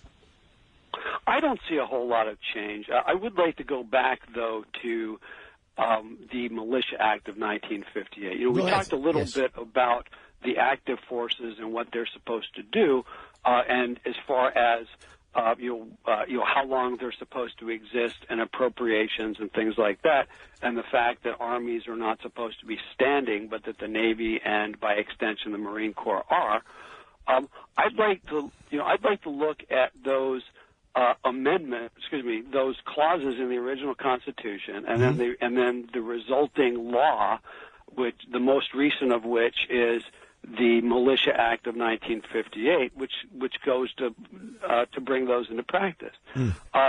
Under Clause 14, we talked about that the Congress is supposed to make rules for the government and regulations of the land and naval forces, but in Clause 15, it starts to talk about the militia, and it says to provide for calling forth the militia to execute the laws of the Union, suppress insurrections, and repel invasions. Okay, and we think about that as the National Guard, which is the way it's used now, because that is indeed the active militia. But it also says to provide for organizing. This is Clause 16. Arming and disciplining the militia, and for governing such part of them as may be employed in the service of the United States, reserving to the states, respectively, the appointment of the officers and the authority of training the militia according to the discipline prescribed by Congress. So what they do, so therefore, they're not only supposed to provide for organizing and disciplining the militia, they're supposed to arm it. Yes. So how do they arm it without people actually having the right to keep and bear arms? Which takes us to how they most recently proposed to do that, which is under the Militia Act of 1958. If you ask the guy on the street when the last Militia Act it was, they'll say, maybe 1900, maybe like 1850, but a real long time ago. Well, granted, 1958 isn't within my lifetime, but it certainly is within my wife's lifetime and a whole lot of people I know. Yeah. So it's really not that long ago. Yeah, I agree. Yeah. And so it talks about the militia composition and classes. The militia of the United States consists of all able-bodied males at least 17 years of age, and except as provided in Section 313 of Title 32, under 45 years of age, who are or have made a declaration of intention to become citizens of the United States, and of female citizens of the United States who are members of the National Guard. So therefore, everybody, and not even just citizens. Yes. But let's see, every male, able-bodied male, between the age of 17 and 45 is in the militia, whether he knows it or not. Exactly. That's very important. And like even in Arizona, in our state constitution, we have the same provision, pretty much similar. And even people say, the militia, they try to, by design, by the way, the last 30, 40 years, they try to make us, like the word militia, like it's a bad word, like you eat babies for breakfast. Maybe we forgot this country was founded upon the sacrifice of men and also some women in different roles, of course, that they were part of the militia. That's the point. We didn't have really a standing army besides some exception, but the point, most of the fight and struggle was by regular people, brothers, sisters, father and sons, fighting together, as a militia. And that's exactly who are we today, too. I mean, the militia is not a bad word. Now they're going to make us look like, you're a bunch of right-wingers, that you bombs, federal building. That's another part of the propaganda I already had on my show here. a lot of information about what I consider really, and I'm behind this war, something that is called also false flag when it comes down to Timothy McVeigh and things like that. At least a bunch of lies. We didn't really get all the truth there. But regardless, the militia is not a bad word. The militia means you, yourself, your brother, your father, your man next to you, your neighbor. We are the militia. But what it does also, though, is bring forth the Second Amendment. It makes it live, because how can you be a member of the militia and every able-bodied male basically who passes through the country in a way, between the ages of 17 and 45 is part of that militia? How do you be part of that militia without keeping and bearing arms? Exactly. If you don't have those, it's like it's an illusion. Like what? They're going to give you a plastic gun to be part of the militia, but that's the point. And I like also the idea that there is a private ownership. One thing, for example, I don't mind. Don't get me wrong. Some weapons, if you are training with a common good let's say to defend the state, I think government should give you those type of opportunity. That is not an opportunity, it's also the tools that you need. Like, for example, in Switzerland, all these rifles and different accessories, not just a rifle, they have different weapons that you have at home. They are paid by the tax dollar, because that's technically part of the government. But at the same time, I also like the idea, because, for example, in Switzerland, you will be given that specific rifle, and that's fine. But when you start to have a private ownership, that becomes difficult, because at that point you got to go through permits and different things that is not really that different from other parts of Europe. So I like the idea here that we have both. We have the right to keep and bear arms as individuals. We're supposed to have it without all these permits, like in many states we do, of course. And then at the same time, we're supposed to have something that we lost, in my opinion, that the government, if we are really part of the militia, should give us the tools that we need to defend this republic. It is more than just our private rifle. It's supposed to be everything we're supposed to have as an armed force. And it says so right there in the Constitution, which we discussed before. Yes, perfect. It says that it's the government's responsibility to arm and train the militia. And, of course, we haven't really talked about the classes of the militia. I mean, you did briefly at the beginning, but there are two. There's the organized militia, which consists of the National Guard and the Naval Militia, and I'm reading right from the Militia-Act of 1948. Of 1958, and the unorganized militia, which consists of the members of the militia who are not members of the National Guard or the Naval Militia. So this means everybody, every able-bodied male between the ages of 17 and 45. And, people talk about, what about people's right to bear arms for people who are, mentally handicapped, crazy, whatever? Well, that all comes under able-bodied. And so because the majority of people are always going to be able-bodied, then there can be some sort of screening process, at least for the militia itself. But if you're already in the militia, this means that most of the people would be armed, not only the ones who specifically want to be. Yes. And I think the more that people are exposed to firearms, the less afraid they are of them, and the more likely they are to want to keep and bear arms. Yes. This information is very good, because I tell you, I'm having an opportunity to learn. I heard already about these things, but now I really like to go deep into this. For example, the things that they are really important when we have also a conversation about our rights, it's just beyond the typical, let's say, gun owners topics. Oh, I have a gun because I want to defend myself, my family, I go hunt. No, this is not about hunting. It's not about your personal defense. Yeah, that's part two, is an indirect consequence. But we have a lot of more information here, Now, for example, Militia-Act 1958. There is also the Militia-Act of 1903, also called the Dix Act. Did you ever heard about that? Yes, I really don't know about it, because when I went looking several years ago, to educate myself on the Militia Act, I wanted to look for the most recent one. Mm-hmm. Yes. And so I wasn't looking so much for the history as I was looking for what applies to everybody now. Yes, and that's very important. You're right. You know, but at the same time, it's all part of the process because for me, it's like at the end of the day, more we know is better it is. At least everybody I invite, go out there, put Militia Act 1903, also called DICT Act.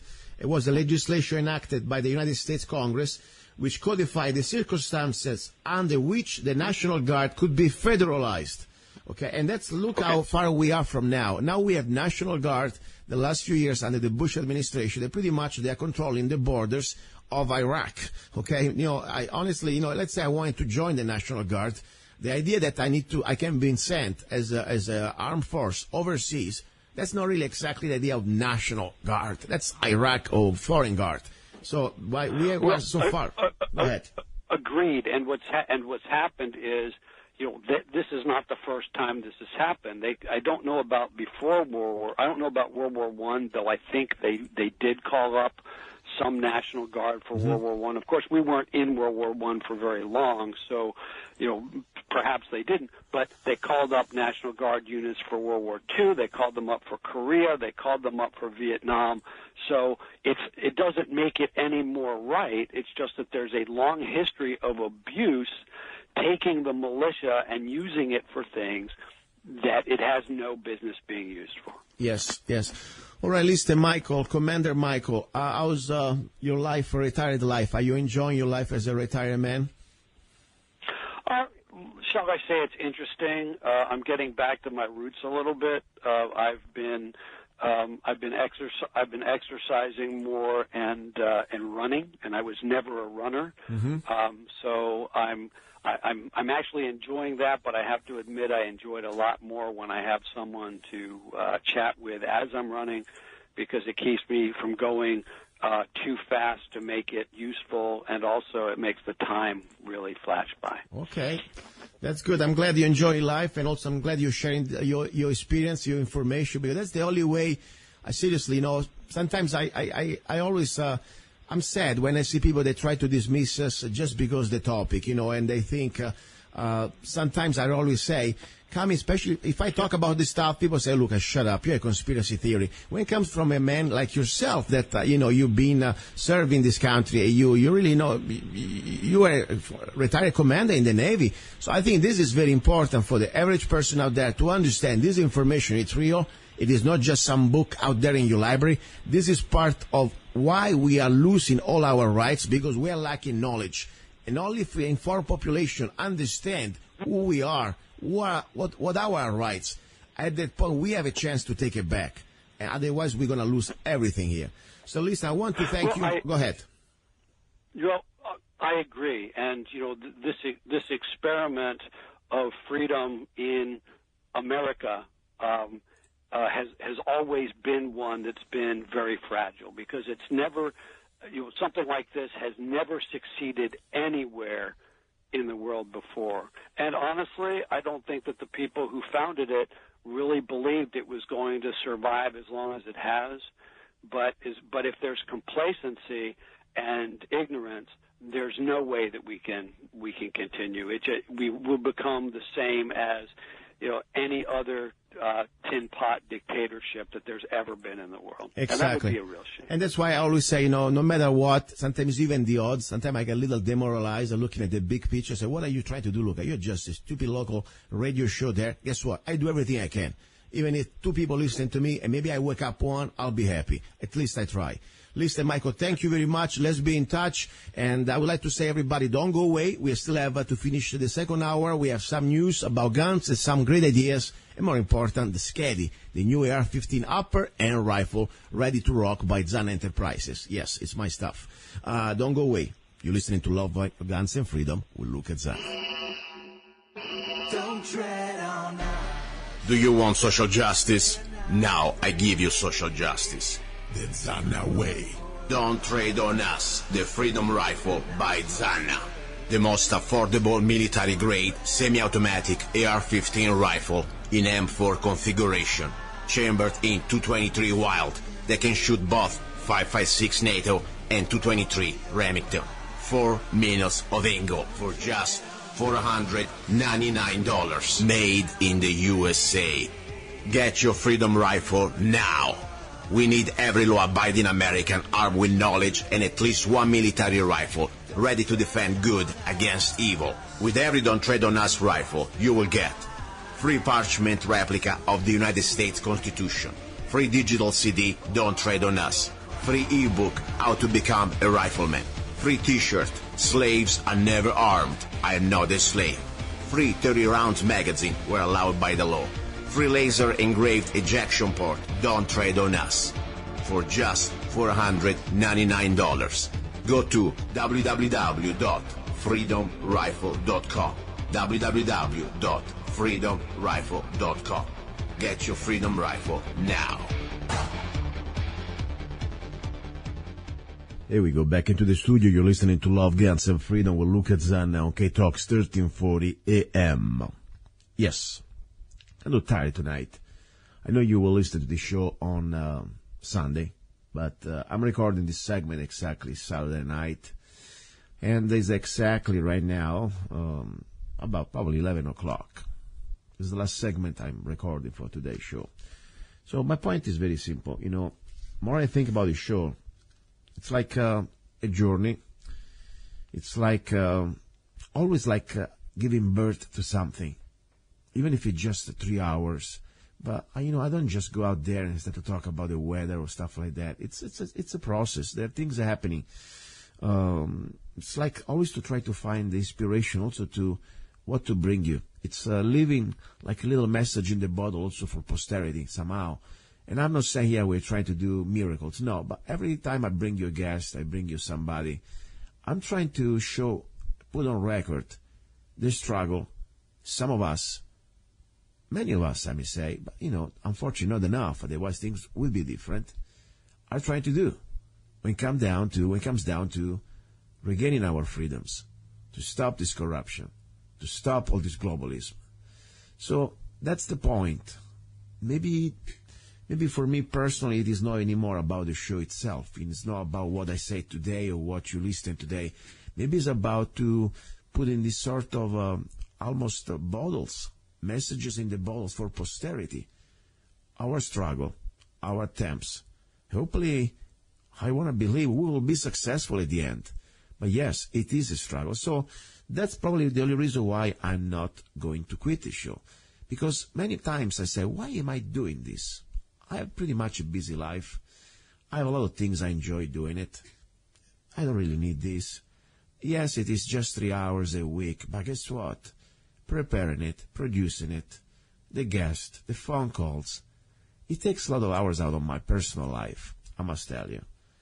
Yes, I do enjoy it because it's also for me another way to communicate with some of you that probably I would never met in my life. And I know you out there, you're listening. Maybe we'll never meet in this life, but somehow, even I don't know you, I feel like I'm knowing you. I feel like there is a connection. So it's something beyond the show at this point. It's like probably it's a media to communicate, to share who we are. It is not just about me. When I bring you on the show, it is about you. That's why I would like to have you on the show. When you do something that is connected to what we're talking here, try to educate others, to inspire others. When it comes down to personal freedoms, when it comes down to exposing the New World Order, when it comes down to exposing the terrible, evil acts they're doing to us, from the vaccination, to the GMO food, to the chemtrails, to everything you can imagine, to these illegal wars, to destruction of the basic human rights, starting from the First Amendment to the Second Amendment, the Third, the Fourth Amendment, and everything else. It is beyond this show for me. So, as I said, sometimes a little tough. Because I tell you, I would probably right now stay in bed and reading a book or in company, whatever I want to do. But as I said, we keep going. Now, as you know, one of the tasks I do, beside this show, I started to collaborate with the Kingma Daily Miner. And I'm pretty proud of it because, after all, for me to write for an official newspaper, even as a contributor, it's kind of humbling and also makes me feel proud. After all, listen to me, can barely sometimes speak English correctly. To write it, well, I must tell you, I'm pretty humble that somebody's listening or reading my stuff. So I'm very happy. And more important, my goal is not about me being happy, but the goal is to try to reach out as many people as we can to educate, to become a more responsible, safer, and even more, let's say, skillful gun owners. That's the idea. So that's what I'm doing. Now, next week, exactly should be on Tuesday, on the King Medellin Mind, is going to be another article when it comes down to the topic that I think is very important. You know, after the safety, what is the next thing we would like to do when it comes down to be a gun owner or any type of, you know, you don't need to have a gun, even if you have a knife, even if you have just empty hands. As a decent human being, what is the most important that you would like to do when it comes down to a violent confrontation? You would like to avoid it. We are not here to be macho men. We are not here to prove any point. Honestly, a decent human being should avoid violence every time it's possible. That's my humble thing. I mean, doesn't mean that you're a victim. Doesn't mean that you need to die. Doesn't mean that you're going to be there and, you know, somebody can walk over you. At the same time, there is a point when you understand the consequences of stupidity, that from just something that could be just an innocent, stupid act, unfortunately, things can degenerate. From a punch can become a stab. From a stab can become a shot. So my point is, how can we avoid a gunfight or a violent confrontation? First of all, I would like to say, you know, attitude is the most important thing. As I said many times, I can teach you everything. Well, at least I can share with you other information, what to do, how not to do things, you know, when it comes down to guns, gun safety, gun proficiency, everything you want. But one thing I cannot be able to really teach you is attitude. It must be within you. And what is the first thing in attitude we want to learn? First of all, to be humble. Somebody's trying to tell you something. Don't do like when it comes to guns that you know it all. Because nobody really knows everything. And if you think you know it all, shut up for a moment and listen. Maybe you say, yeah, I already know this stuff, but thank you very much. Most of the time, people who knows everything, guess what? They're the one that know nothing. And they're scary. So with guns can be very dangerous. Now, when it comes down attitude with a violent confrontation, attitude probably would solve 90% of the confrontation. And you want to avoid them. That's the spirit. We're not talking about, you know, a bunch of kids, you know, slapping each other. We're talking about something that could degenerate in an arrest, in, you know, seriously bodily harm, even death. Is it worth it? Is it worth it to fight over a parking space? Is it worth it to fight because, I don't know, somebody called your wife a name? Or even your mother? And don't get me wrong, this has come from a guy when I was in Italy. I grew up in boarding schools since I was 11. Then I somehow went from boarding school to the military school. And I tell you, it was a pretty tough environment. I mean, I'm not saying that I went to war, but guess what? We used to fist fight every other day. Sometimes for very stupid things. Yes, thank God, you know, nobody really got seriously hurt. I tell you, blood was spilling everywhere. Punches, bites. You call my mother a name, bang. Oh, you want me to do something, what? Make your bed, bang. So it was pretty much my uprising as a child. Don't get me wrong. You know, that's who I am. I'm not your slave. Even when I was a kid and I was smaller than my, you know, seniors, I never really bowed down to anybody. But at the same time, I say sometimes it would be worth it to avoid a confrontation. Somebody called your name, you don't need to go there. So this is very important. More important when you are a gun owner, it's a completely different game. This is not anymore about proving a point. The point is that the gun is the tool of last resort, and the moment that you have a gun on you, even if you go in a simple fist fight, that would be simple. When if you are just unarmed, that could become, from a misdemeanor, could become a felony. So be careful. What I'm trying to say today, you know, we will talk about this article next Sunday. But the point is our attitude could save, could change, could avoid completely any type of confrontation. Even just being gentle, even just a little smile. Even just don't be confrontational. That would be. Now, there are two different, of course, of, let's say, criminals in this case. Now we go down to criminals, because attitude is something you can avoid the sparkle between the two idiots. And when it comes down to criminals, we have the opportunity criminals, also what I call them the coyotes. Then there are the dedicated criminals, the hardcore criminals. What I call them, the wolves. Think about it. Coyotes, they are pretty much cowards. They go around in pack, and they want to find the easy prey. But if you're aware, if you're strong enough, even just the way you don't look like a prey anymore, you're alert, they probably don't want to deal with that. They want the easy prey, the clueless prey, somebody they can jump easily on and do what they have to do and get out. Then there is, of course, the hardcore criminal, what you call the wolf. Well, that's different. The wolf, even if he smells that you will put a resistance, doesn't matter. He probably enjoyed a little bit the fight. He will come after you. That's the criminal that, of course, you always must be alert. You must be aware. At least you have a plan. At least you have that moment of being proactive rather than being reactive. But that's good for any reason, for any type of confrontation. Even if you have to deal with the coyotes, you always want to be proactive. So what comes down to, how to avoid these confrontations? First of all, attitude. Then we have de-escalation. Well, we can de-escalate things sometimes. Just say, sorry, I didn't mean that.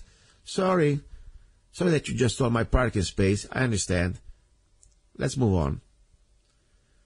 So that's important.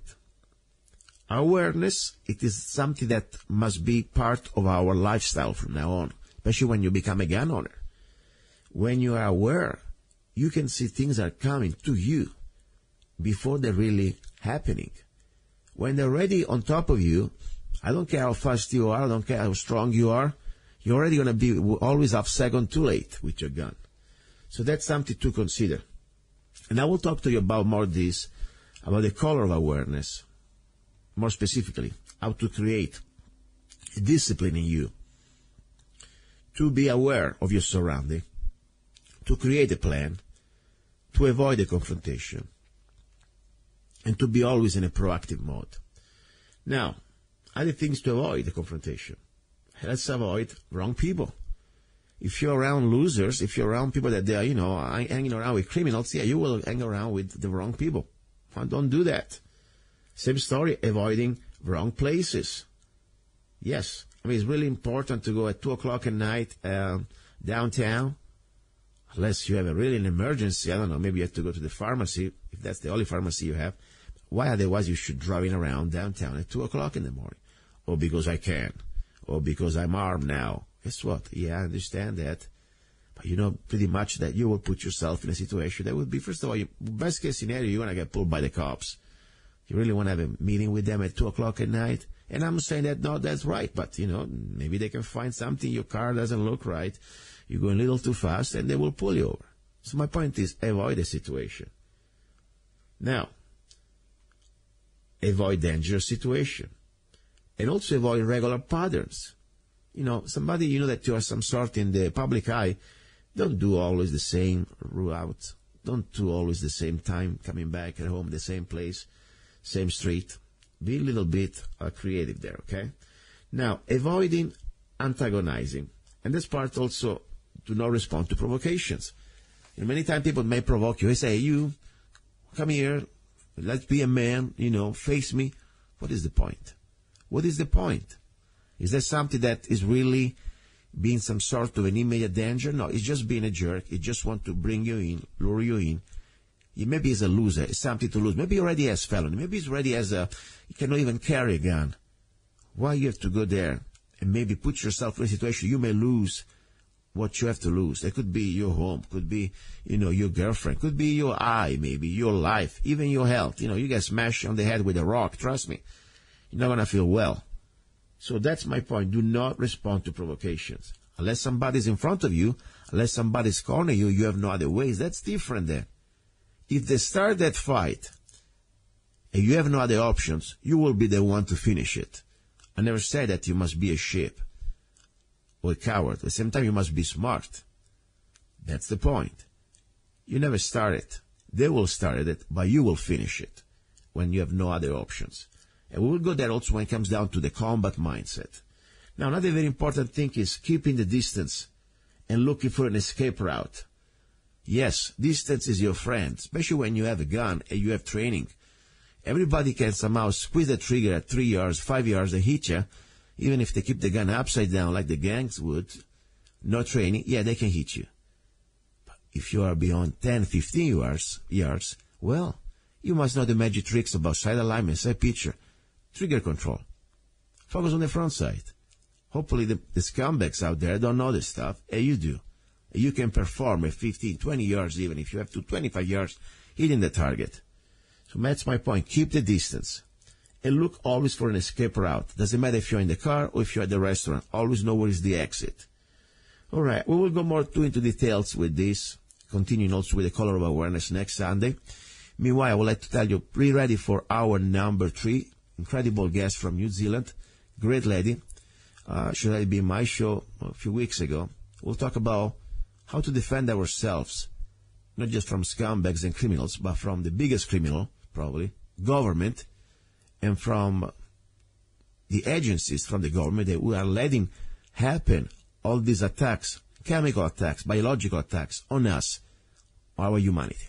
All right, don't forget, next Sunday I have at Lake Havasu a class of a CCW class at Havasu Guns. Okay, havasuguns.com, contact them, CCW class. I'll be there. Do not go away. You're listening to Love, Guns, and Freedom with luca-zanna. You're listening to Love, Guns, and Freedom with luca-zanna on United States.fm network.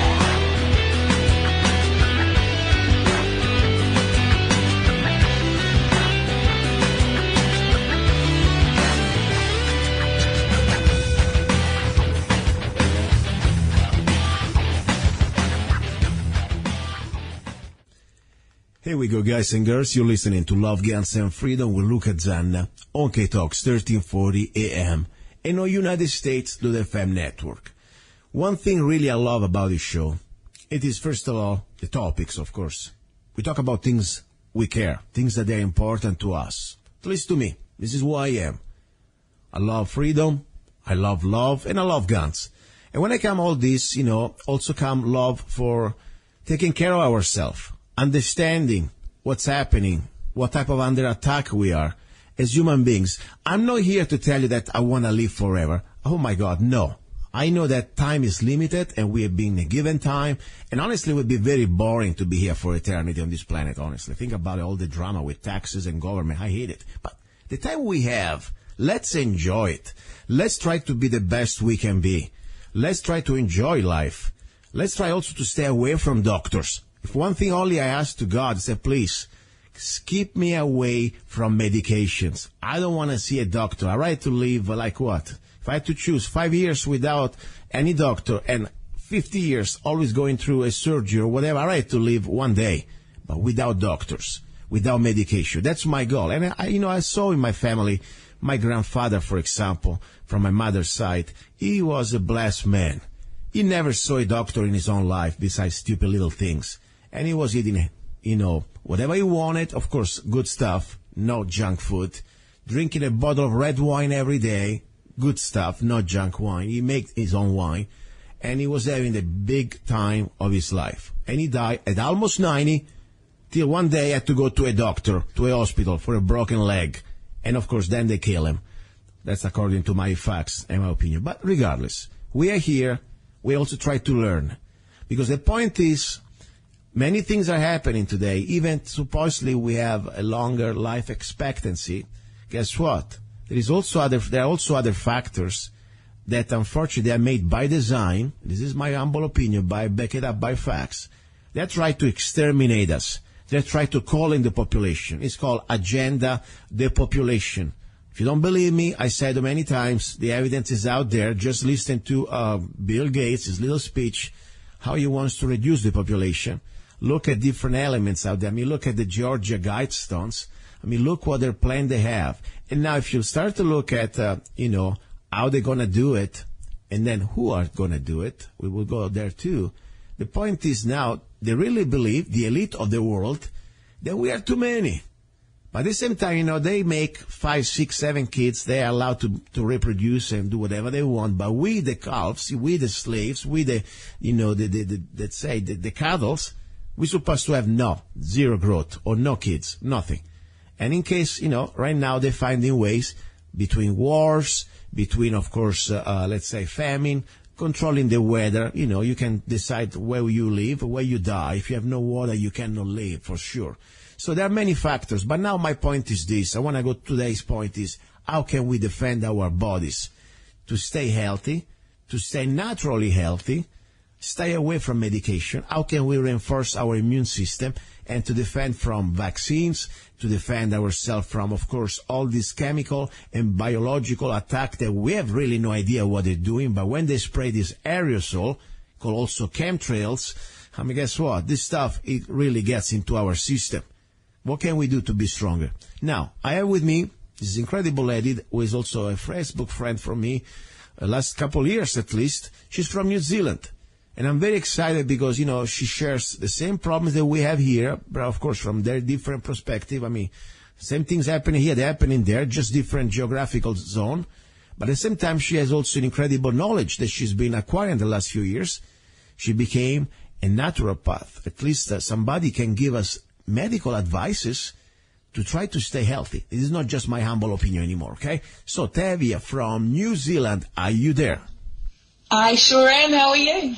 Okay, I'm sorry. Sometimes I get so long, my intro. I hope I didn't fall asleep. But I want to give you straight the floor. First of all, congratulations. Tell us exactly what did you accomplish the last few years. You just, you still have a beautiful photo of you with your black hat of your graduation day. What did you study for? What did you become lately? I've actually spent the last 7 years studying pretty hard. I started off, I was a personal trainer for 7 years, so I specialised in weight loss and nutrition primarily, 12-week challenge type things. So I went and just was chipping away at a diploma of nutrition and pretty much found that all it did was leave a lot of questions. It didn't answer much, it just left a lot more questions. So I carried on and what I did was I've achieved a Bachelor of Naturopathy and Herbal Medicine. Slowly chipped away doing that as a solo mum. So lots of hard work, and I have to have a bit of a giggle because I was very proud of my silly black hat. I've had quite a few people say to me, "Oh, do you realise what it means in the black cube and Saturn?" And I don't care. Whatever, it's fun. It's fun. I would wear it too. Care. I agree. Why not? Why not? Listen, I want to say something. This is beautiful because always to accomplish something new, achieve new knowledge, is something that I think it's a beautiful thing. And no matter what is your age, the desire to know and to have knowledge, it's a beautiful thing. And I wish the only time I wish I had 100 lives, because I would like to learn everything. If I had longer, I would love to. I feel the same. I'm a studyaholic, and yes.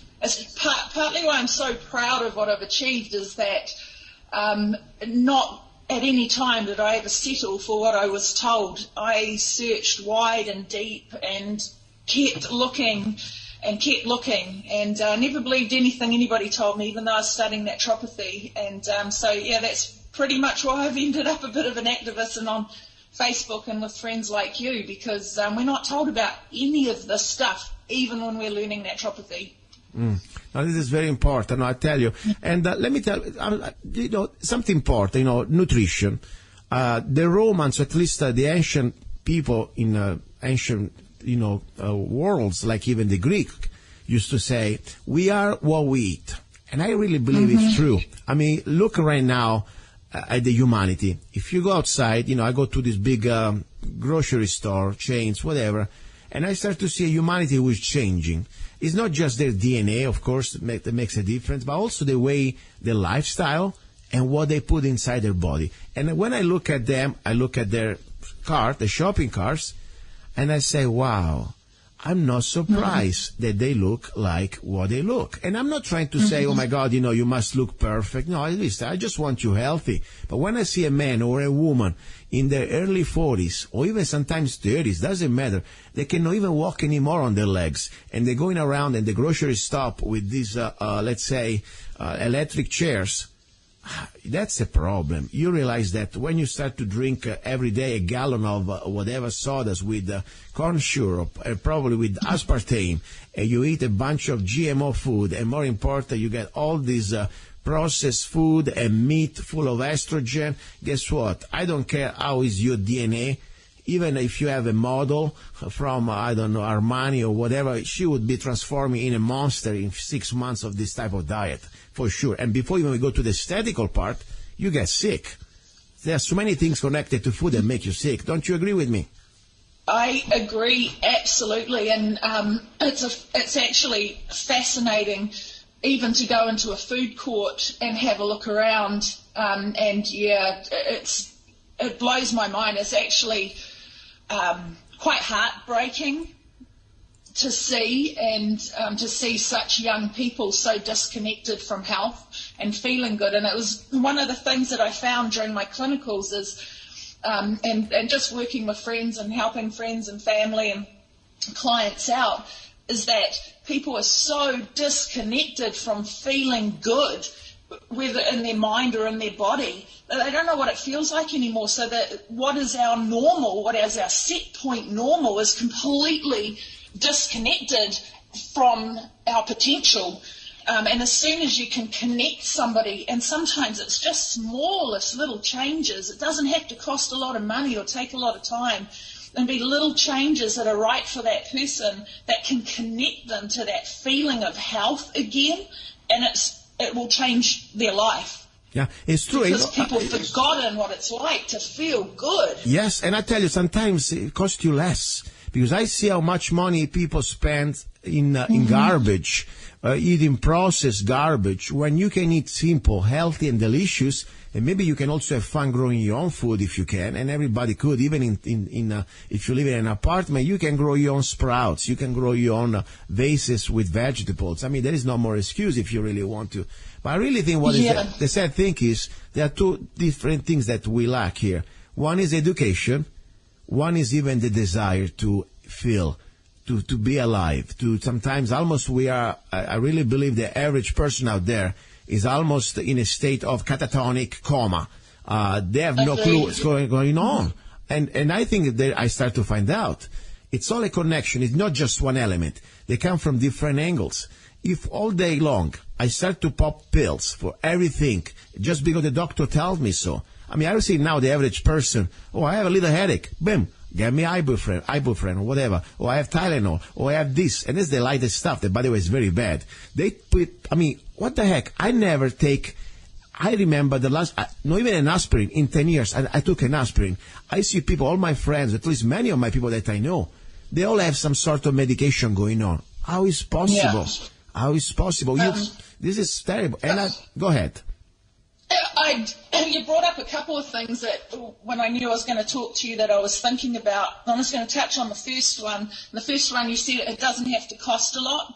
And the other one was all the pills with chronic type diseases. And I just wanted to touch on the two from a personal experience. So for me, I'm a solo mum. I've brought up 4 kids all by myself. I've been solo for 12 years. And I'm on disability. I have chronic pain. So I have very, very little. And it's very frustrating to know so much and have very little. And what I've had to do is I make it about what I don't do, not so much about what I do, because I can't afford a lot. So I vote with every dollar, and it's about what I don't consume and don't breathe and don't do, and I don't consider that a negative, so it doesn't cost any money to avoid the crap. The other one was, you're talking about all the drugs, and I've got a lot of personal experience with that. I've been part of the chronic pain system for a long time, and I can tell you now that I take absolutely nothing. I might lose entire days, or I can't be very mobile, but I would have a 30-year history of taking Panadol, ibuprofen, gabapentin, Epilin, baclofen, opiates. Wow. I would be a 30-year legal drug addict with a massive mountain of drugs by now. I can tell you now that would have affected my liver, my kidney, my heart. Yes. I've got friends that are 30 years pretty much younger than me who are on chronic pain protocols. Teeth are rotting, their skin is bad. It blows my mind. Yeah, let me ask you something. Because let's start with order. I want to give them a little bit of ideas. For example, you say something important. It's not about much what you buy, what you do not buy. How much money we can save in pure garbage just because we are programmed by the media or whatever, the propaganda out there to consume poison. For example, one thing I learned myself was sodas, okay? Any sodas. I don't care which sodas unless it's something very nice and made in a different way. But average commercial sodas, and I will bring the names, I don't care, Coca-Cola, Pepsi-Cola, whatever cola, that's pure garbage, in my opinion, for two different reasons. First of all, we're talking about how to create diabetes even without having the diabetes condition. It's a fact. That corn syrup that is not anymore the regular sugar that would be bad enough, that's something that completely makes you gain weight and gives you the condition to have diabetes. And people say, you're not Dr. Luca. What are you talking about? Guess what? I'm talking about my personal experience, and I can be not even a doctor. I can still read English, and I can understand if I drink every day for, let's say for a few years or even for a few months. I used to drink this crap. The moment that I stopped drinking sodas the last 8 years, I lost 20 pounds. More important, I never felt better. And guess what? My bones and, stomach. You want to see what does a Coke if you put it on a metal, on a piece of metal, or if you leave a piece of metal inside a bottle of Coke, that stuff is your stomach. Supposed to be illegal, in my opinion. If you really want to have agency, they're supposed to defend people's rights or health, that stuff is toxic. I wouldn't give it to my chickens. So we drink that stuff because we think it's cool. Guess what? That's one of the first reasons why we get sick, in my humble opinion. What do you think about the sodas? Is something should we avoid? I have never, ever been into sodas. It's never, ever been anything that's been in my house. My mother told me a story when I was a very little girl, that when she was in school, they did an experiment where they took cups of Coca-Cola and they left them on their desk overnight, and they popped a tooth in one and a rusty nail in one and various things in them, and they came back in the morning. The rusty nail was clean, glowing, and the tooth was gone. And that was a story she told me when I was a very little girl. And apart from, when I was a teenager and I enjoyed my rum and coke and a bit of bourbon with friends at parties, I've never, ever felt good drinking soda. I've never been in my home. My children might have a little bit with some raspberries at a birthday party. I'm not going to, if you take something away completely, all the brain wants is it. But it's never been a part of our life in any way, and it amazes me that people drink it like water. You don't need a bachelor degree to have common sense.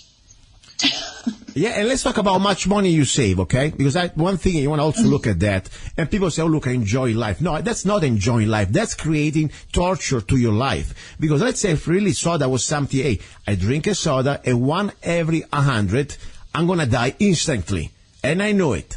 Okay, fine. You want to play Russian roulette? That's fine. That's your choice. I would even argue. But the problem is that what you create when you drink all these sodas, the condition to start to become like the perfect customer for the big pharma industry. And then you're going to start to have problem with your bones, the calcification, the mineralization, and then, of course, gastritis, and then, ulcer, holes in your stomach, more important, diabetes that you could have been avoided. So you don't just die like a clean death, like the gladiators. Normally they kill him with one shot. No. You're going to be tortured till you die. So that's the sad thing. It's going to be revolting. And there's another thing as well. We know that all of those companies are the biggest supporters of GMO food. So what you're consuming there isn't just the sugar. You're actually consuming Roundup with every mouthful. It's a pesticide. It is killing your flora. Yes. We know that we're learning more and more now, but, naturopaths and natural healers have known this forever, and all of a sudden it's like, oh my goodness, your mental health, your immune system, everything is connected to your gut, and in your gut you've got 3 kilos of bacteria there that keeps us alive and healthy. And so with every sip, you're literally drinking Roundup or an antibiotic, which is what it was patented as, I believe. Like I said, that information is out there, and people have just lost connection with feeling clean and clear and passionate and fresh and healthy. And you can just remove something like soda and make such a powerful difference to somebody's health. Yeah, and let's say how much money you save also, for a budget. Normally I see people that they are on, some social programs, they got government checks, and they buy most of their checks, they buy something that also make them feel sick. For example, every time you buy a little soda, even they are very cheap, by the way, they're cheaper than water. You realize that? That's almost absurdity. It's more expensive to buy bottled water than buy a Coke. Is that crazy? But it still adds up. Every day, let's say it's ridiculous. Yeah, every day you drink a soda, and people drink more than one, it's at least $1 or $2. Okay, let's say you drink a couple of sodas, $2 a day. You multiply by 30 days, guess what? You got $60. At the end of the year, you have almost $1,000 for just two stupid little, dirty, disgusting, sickening, dirty water with a lot of garbage. $1,000. You could have bought good food. You could buy, even just have a vacation. I don't know what you want to do, but that's a lot of money. 2 little sodas a day if you buy retail. That would be almost $1,000. So that's the point. It blows my mind, and I've spent quite a lot of time in and out of hospitals, and it blows my mind when I see all the hospital staff go down to the cafeteria, and about 99% of them walk out with their Coke or Diet Coke and their meal, and these are nurses and doctors and specialists, and I'm just standing there amongst it, just observing, thinking, what the hell? Yeah. And then, of course, I would like to talk also about water, because people say, okay, let me drink some water. Well, there is water and water. Not all the water is created equal, especially when you start to drink water directly from the faucet. I don't know in New Zealand, but I tell you in Europe, but more important in America, there is a mandate chlorination, that is not just to clean from germs, it also really kills CO2. But worse than that, we have fluoride problem that if people do not know yet, go check it out. Fluoride in the water, you can kill people with fluoride. I mean, they wear masks and gloves and biohazard outfit to just pour this garbage in our water system. That, by the way, if you want to take the excuse that if you believe in the BS, it's for your teeth. Guess what? If you want to take a medication here, you must go through a doctor and get a medication. I just would like to drink water. I don't need this poison. I don't care if it's a little bit or not in my water. What it does, this stuff, it kills you. It destroys your bones. It destroys of course, your pineal gland and so many other things. So people think, let me drink some water. Yes, be sure you got the right water. And when you buy plastic water, we have another problem there. Plastic is not good.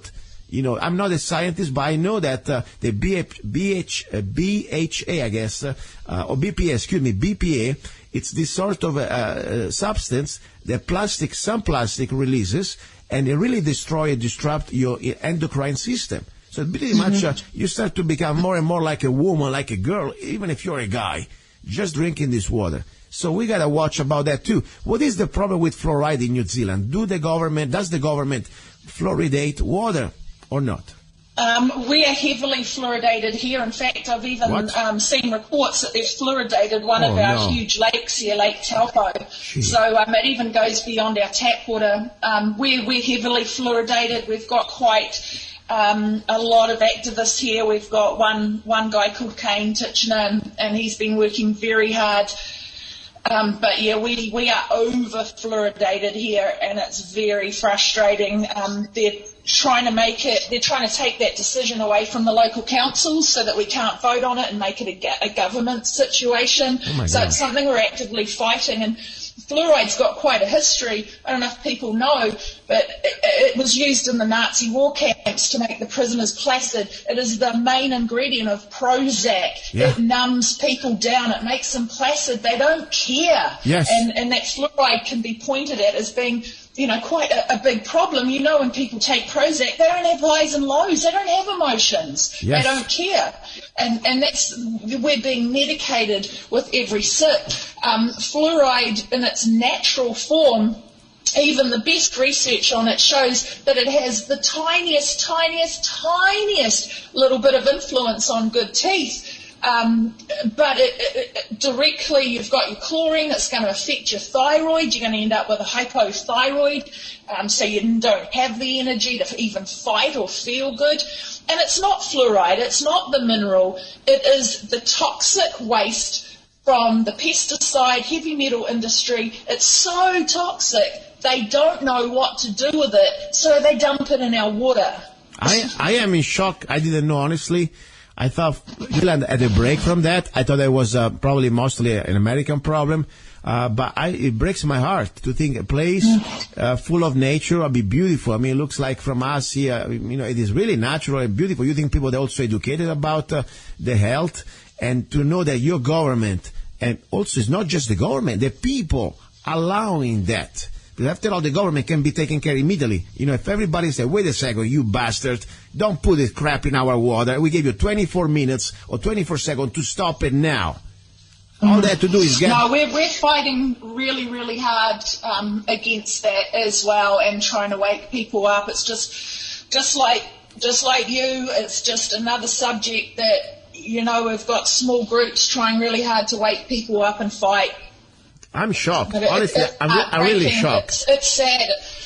Even we've got a national government here, and they pretty much stepped in and slashed funds from our Department of Conservation. We've got our Minister of Conservation actively trying to sell off our reserve land for coal mining, for oil, for everything else, and actively even using our rescue helicopters to dump 1080, which is pretty much banned everywhere else in the world.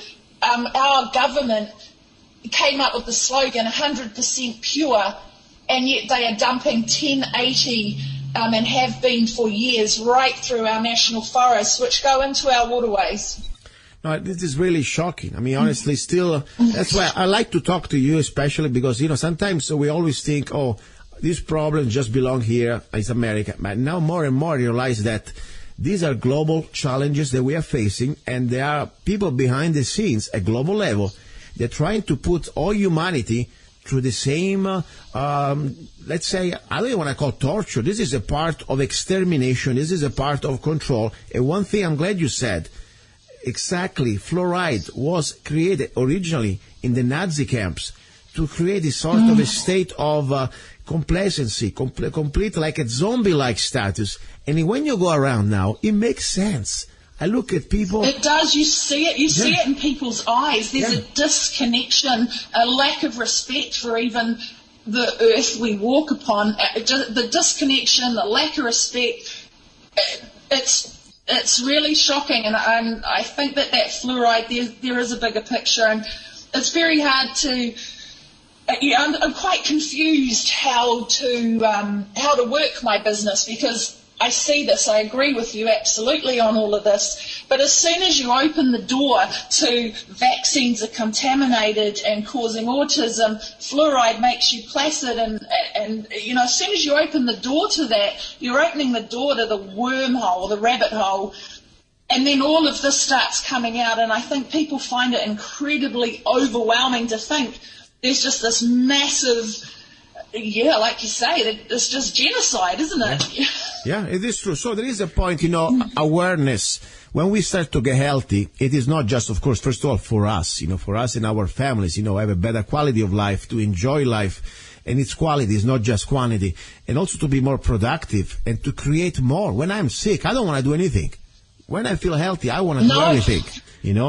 But people are surviving and not thriving, and that's what I just see now is people are just surviving, and it is very slave-like and very, like I say, disconnected is the best I can come up with. But there are lots and lots of things we can do, and even if you're on the bones of your butt, there's things that you can not do that are going to be just as powerful. Very good. And yeah, exactly. These are just basic things. We just touched two things. The removal of all that dirty water called sodas that they can create all the trouble to you, and then start to drink real pure water. That would be the first. I mean, after all, we are made of mostly water, and without water there is no life. if we don't drink good water, right there, we're going to start to have problems, kidneys and purification and removing all toxins. And people say, look, wow, you talk like a doctor. I'm not a doctor. Though the first person who's going to start to turn me into the FDA, they can go to kiss their asses too, because I'm so tired. Sometimes I receive people, you must be trying to act like giving medical advices. Let me be clear. First of all, the only doctor in this conversation, it's you. But I'm giving you my humble opinion. Because in America, I don't know if you do, but we have what's called the arm, side of the mafia when it comes to the big pharma. It's called the FDA. Yes, they're like the hitman for the big pharma. If you start to share opinions when it comes down to medication or to food or companies, and they tell you, you're acting like a doctor. You must have not, if you have no degree, you're giving the medical advices. No, I'm not. I'm giving you my opinion according to my facts. So that's the point. But this is serious stuff. Do you have something like called the FDA? These crooks that they work pretty much officially for the government, but technically they're just on the payroll of Big Pharma. Do you have something like that in New Zealand? Well, guess what? You'll be shocked to know that if we go onto our government websites and we have a look at, pregnancy, maternity protocols, food for kids, what's safe, if we look up aspartame or MSG, guess what? We follow the FDA advice. Wow. Oh, my gosh. That's pretty amazing. So we go by the FDA down here. We follow and use pretty much all of that. So Australia and New Zealand, the government websites will refer straight to that. So, that shadow government, they've got their long fingers wrapped around the entire planet and immersed into every system everywhere. So, we're all really united in this fight, because it is the same everywhere to different extents, This is very serious. My gosh, I can't believe it. Listen, let's talk now about, we go from water to sodas, of course, and now let's talk about food. Because people, sometimes I see them eating stuff that I wouldn't give to my dogs, and they call it food. And I really wouldn't give it to my dogs. I'm not kidding. For example, 90% of this fast food out there, that, by the way, going to make you also pay a lot of money. For example, I want to bring some names here, okay?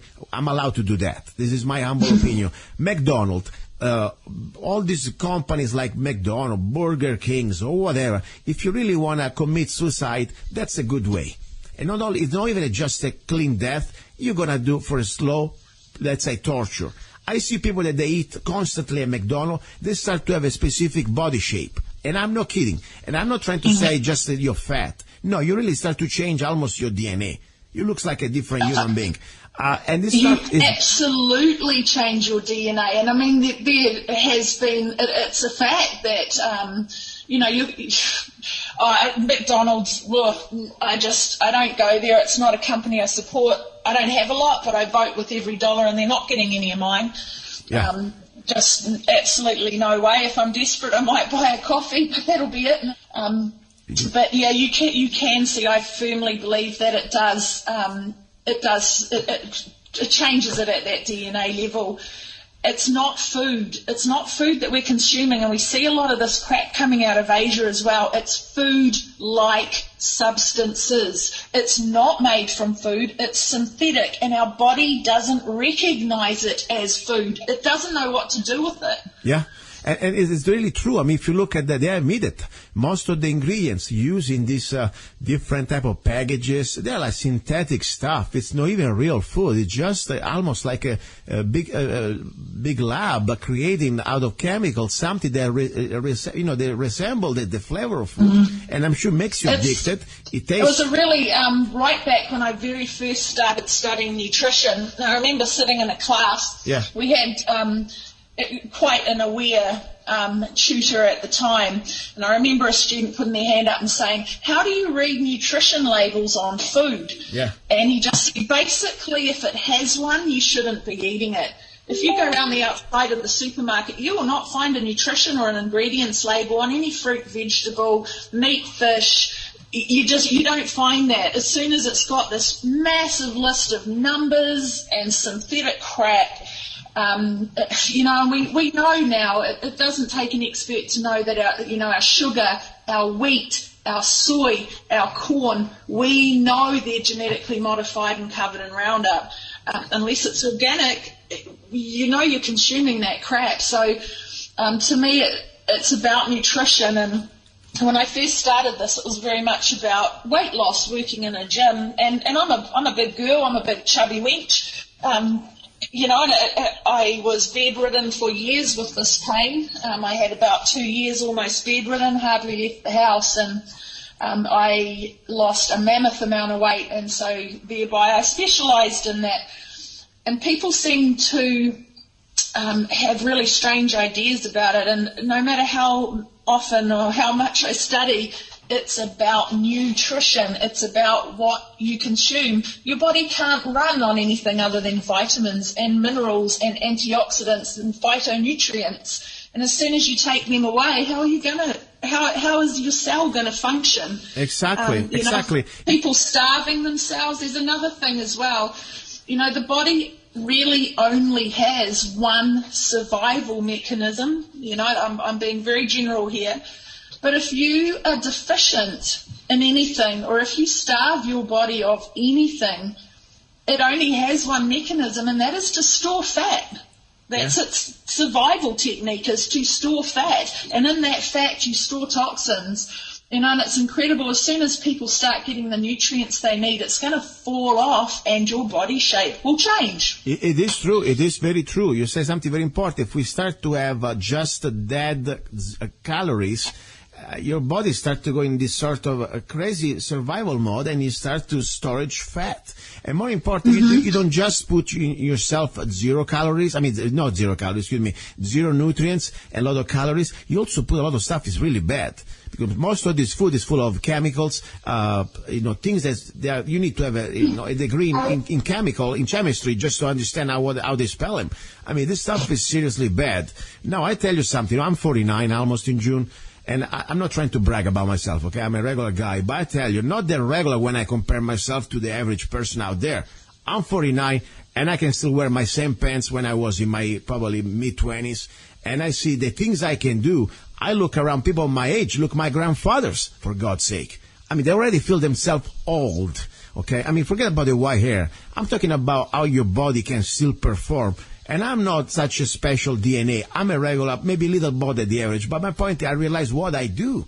Just removing things that we were talking, just eating simple.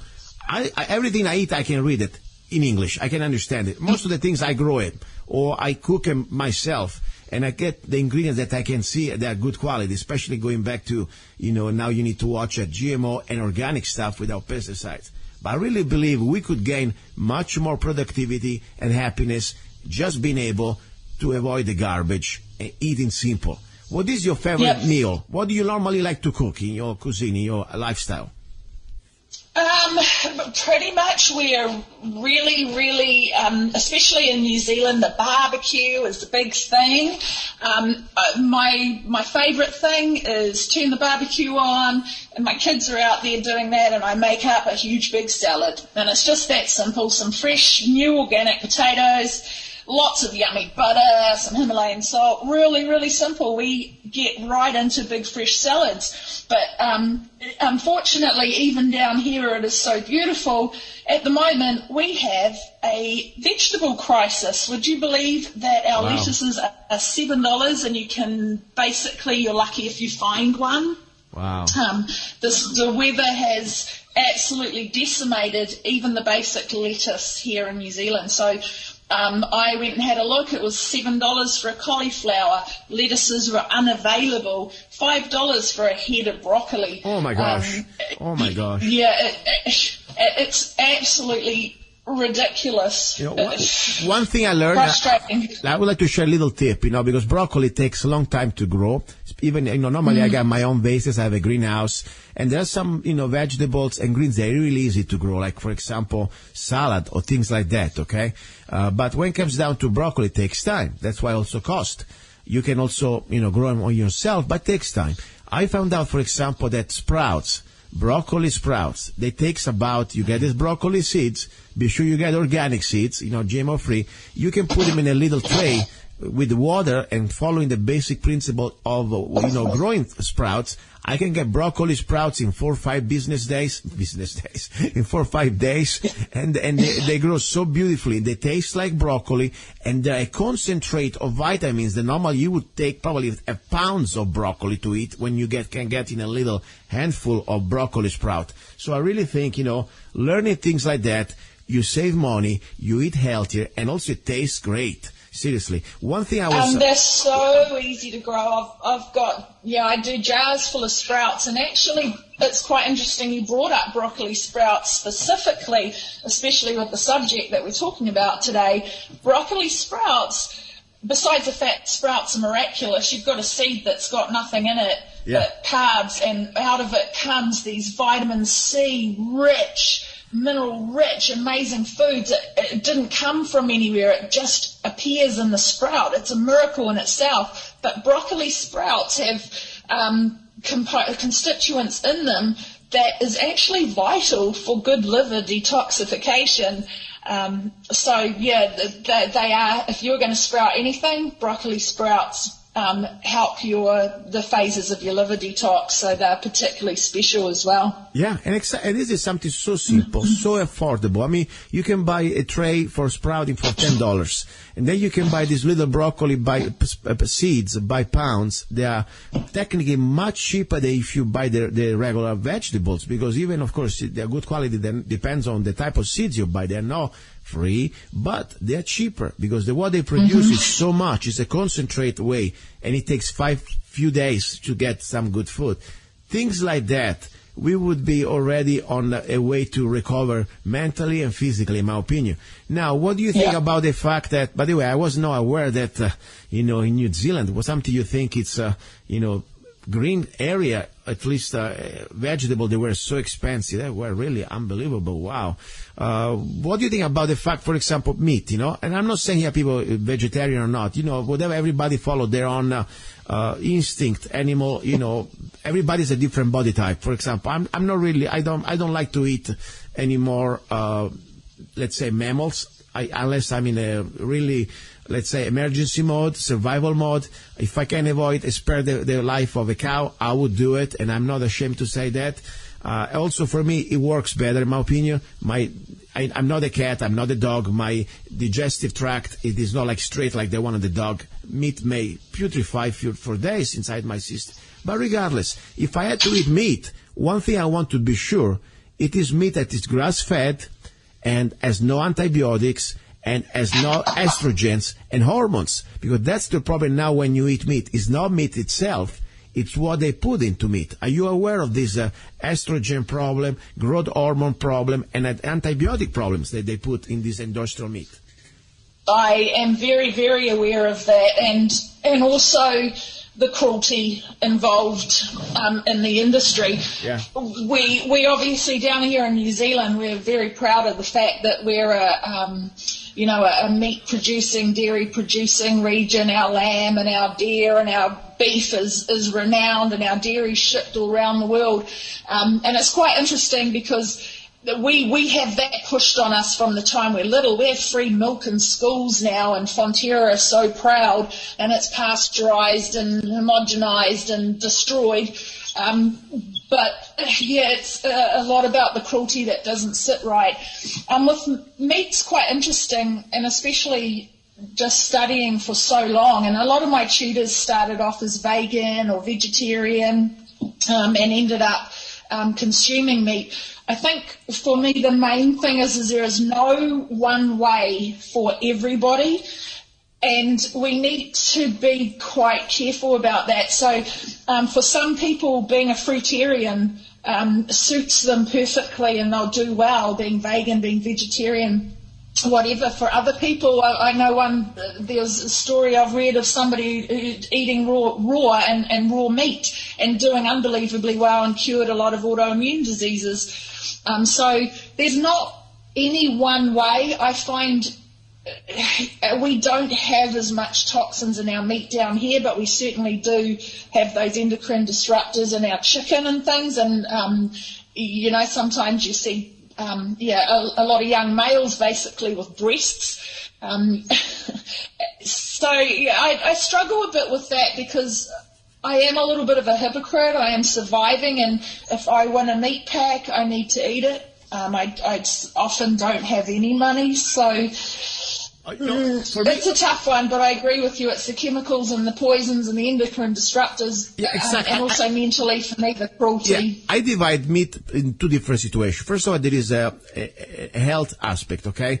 That one thing for sure we don't want in our meat, and that's regardless where you stand. It's, I don't want to eat antibiotics. I don't want to eat growth hormone. I don't want to have chemical hormones that have been put into a poor animal. That's for sure one thing that human beings should not have. Now, then we go to the second thing. It's everybody has a different body type. For example, if you are like a body type from North Europe, okay, people normally, they grew up on high proteins, let's say, diet, their body type, their DNA, that's the way they survive through winters and through generations. So they like to eat meat. And probably, they can handle meat in a different way than maybe a guy like maybe from Italy would. Because normally, in south of Europe, we don't have really much use of meat. We may have fish, may have, other things we eat. So my point, that's become, like a body type. We are all not equal, that's for sure. Then there is another aspect that this is for me now, came lately. And as I said, I don't need to say, I don't want to impose my feelings on others. And I'm not trying to preach others. But one thing I learned the last few years, when I start to see, like animals, like, for example, like a cow or a deer or, they are mammals. People may say, oh, just an animal. Guess what? I'm an animal too at some level because, after all, I have feelings and they have feelings too. So we have a little bit still on this planet animals, even we have different level of consciousness. But the point is, I'm not trying to sound like an hypocrite because, I'm not a vegan. I eat fish, I eat chickens, I eat birds, and I also eat eggs.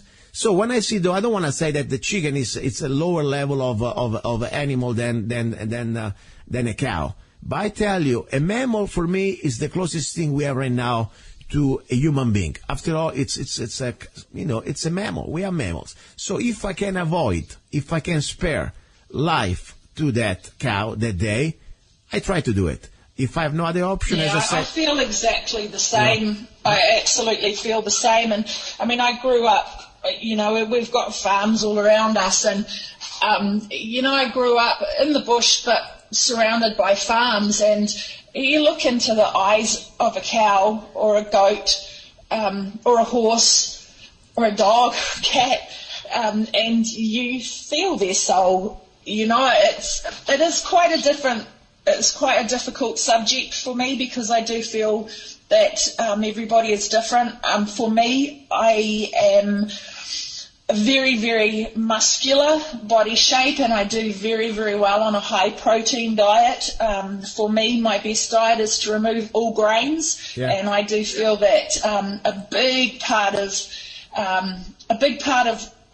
of the change in the health came with all of the grains being massively grown and fed to us, and everything is grain-based, and I don't think people do well on grains, and it's very, very poisoned. Especially today's grains, you're right. Most of the grains, they're GMO, full of pesticides, and people say, we have a problem with gluten. Maybe problem is also the quality of the grains. And of course, grain is not a complete protein. You still need to have the magic other amino acids to have a complete protein. So I agree. But, sometimes there are different ways, you can find proteins also in other ways, like, for example, I like fish. I like eggs. I like some specific good quality cheese, especially fresh cheese. Yes. But and I like some chicken too. As I said, I eat some meat, and if I really have to have some meat, let's say I was living in the wilderness, guess what? I would have no problem. I would go out and hunt for the day, and that's what we eat. But that wouldn't be like a sport. It wouldn't be like something, oh my God. I have no other options. If I was living in the middle of the North Europe where there is no even a way to grow food, most of the times you gotta go out and you hunt and you eat what you bring. So I understand that. Now, listen, what other topic would you like to touch when it comes down how we can defend ourselves from these, let's say, attacks. It's just not the body, the food, the water. It's also the air that we breathe. We realize that there are a lot of chemical things. How do we? There's definitely a lot that we can do. I touched on nutrition, but there are certain things, and the main thing that when I was thinking about this is, when people think about health, and straight away they think about detoxifying, which is quite a big subject, and I did look into the detoxifying. A lot of people go and do it themselves and buy packs. You've got your lemon detox and all these different things and brands that come out with it, and people take them. It's actually, you have to be quite careful with that, and quite a lot of these detoxification products I see actually do not contain the vitamins, minerals, and things that are needed to actually detox. So all you're again doing is starving yourself. It's also about balance, and it's also about where you are with your own health. So it's very, very different. We learned a lot. I studied holistically, so I didn't do this at university. I did it through a holistic learning college. So we learned about traditional Chinese medicine and Ayurveda, a lot about the yin-yang theory and balance, and that's what it came down to with me. So it depends on what level you're at of illness, and for some people, you're going to put them on a raw juice diet and flood their body with nutrients, remove all those toxins, and that's going to bring back the balance for them. But if they continue doing that raw juice, or say caffeine enemas, which is very, very powerful for detoxification, if they carry on down that road, they're actually then going to a point of imbalance, and it becomes too cleansing, and it becomes very weakening, and you will become sick again. So, people need to be a bit careful with that. For the detoxification, I'm just not going to get too deeply into it, but there are things people can look into. Intermittent fasting is very, very valuable, whether you fast on a daily basis and make sure that there's a good 12 hours that, you finish your meal at 7 p.m. and you don't eat again till 7 a.m. You consume nothing but good water in that time. That's a way of fasting and detoxifying and giving your liver a break. You could do 1 day a week, you could do 3 days a month. You could do a longer period, but intermittent fasting can really help to reset the immune system. Yeah, talking about fasting, this is very important. I was reading a book lately that I started to apply, and I really find it amazing how it works. It's called the Warrior Diet. If you want to write it down, people can buy on Amazon for $0.01 too. You can find used copy. The Warrior Diet. What I like about this system is, if you think about in humanity, in the history of humanity, we've been last probably 200 years or whatever, almost domesticated, then we gotta get up, it's the breakfast time, okay? Then at 12 o'clock, it's lunchtime. But maybe I'm not hungry. Doesn't matter, it's time to eat. Then you have dinner time. You gotta eat. But I'm not hungry. Now look at our, forefathers, people who were before us, even in, forget about the primitive times. I'm talking about even just during the times of, let's say, when the warriors, they didn't really have a job, but they had to go out and hunt for their living. That was pretty much the idea. Today you go out and you bring home what we eat. So how it work? They go out in the morning. They didn't have, let's have a break lunchtime. No, they were going out on the battlefield or on the area where they hunt, and they were hunting, maybe eating a little bit of light stuff, maybe little nuts or whatever they could bring around, very light. After all, you gotta hunt or you gotta fight. You cannot have time to sit down and have a party, okay? Then, at the end, if you're lucky enough, at night, you bring home onto your cave whatever you were able to conquer for the day. And that's where you eat. So there are these sort of, let's say, no more program overeating, because when you eat too close to each other, there is no more the way your body can release some hormones that they create. First of all, the detoxification, but also there's some hormones. I noticed lately when I have, let's say, for example, at least 6 hours between a meal, my testosterone level goes up in a nice way. I mean, I get more aggressive in a nice way. I get sharper. My brain gets more, I don't know, almost like I feel like I have super senses.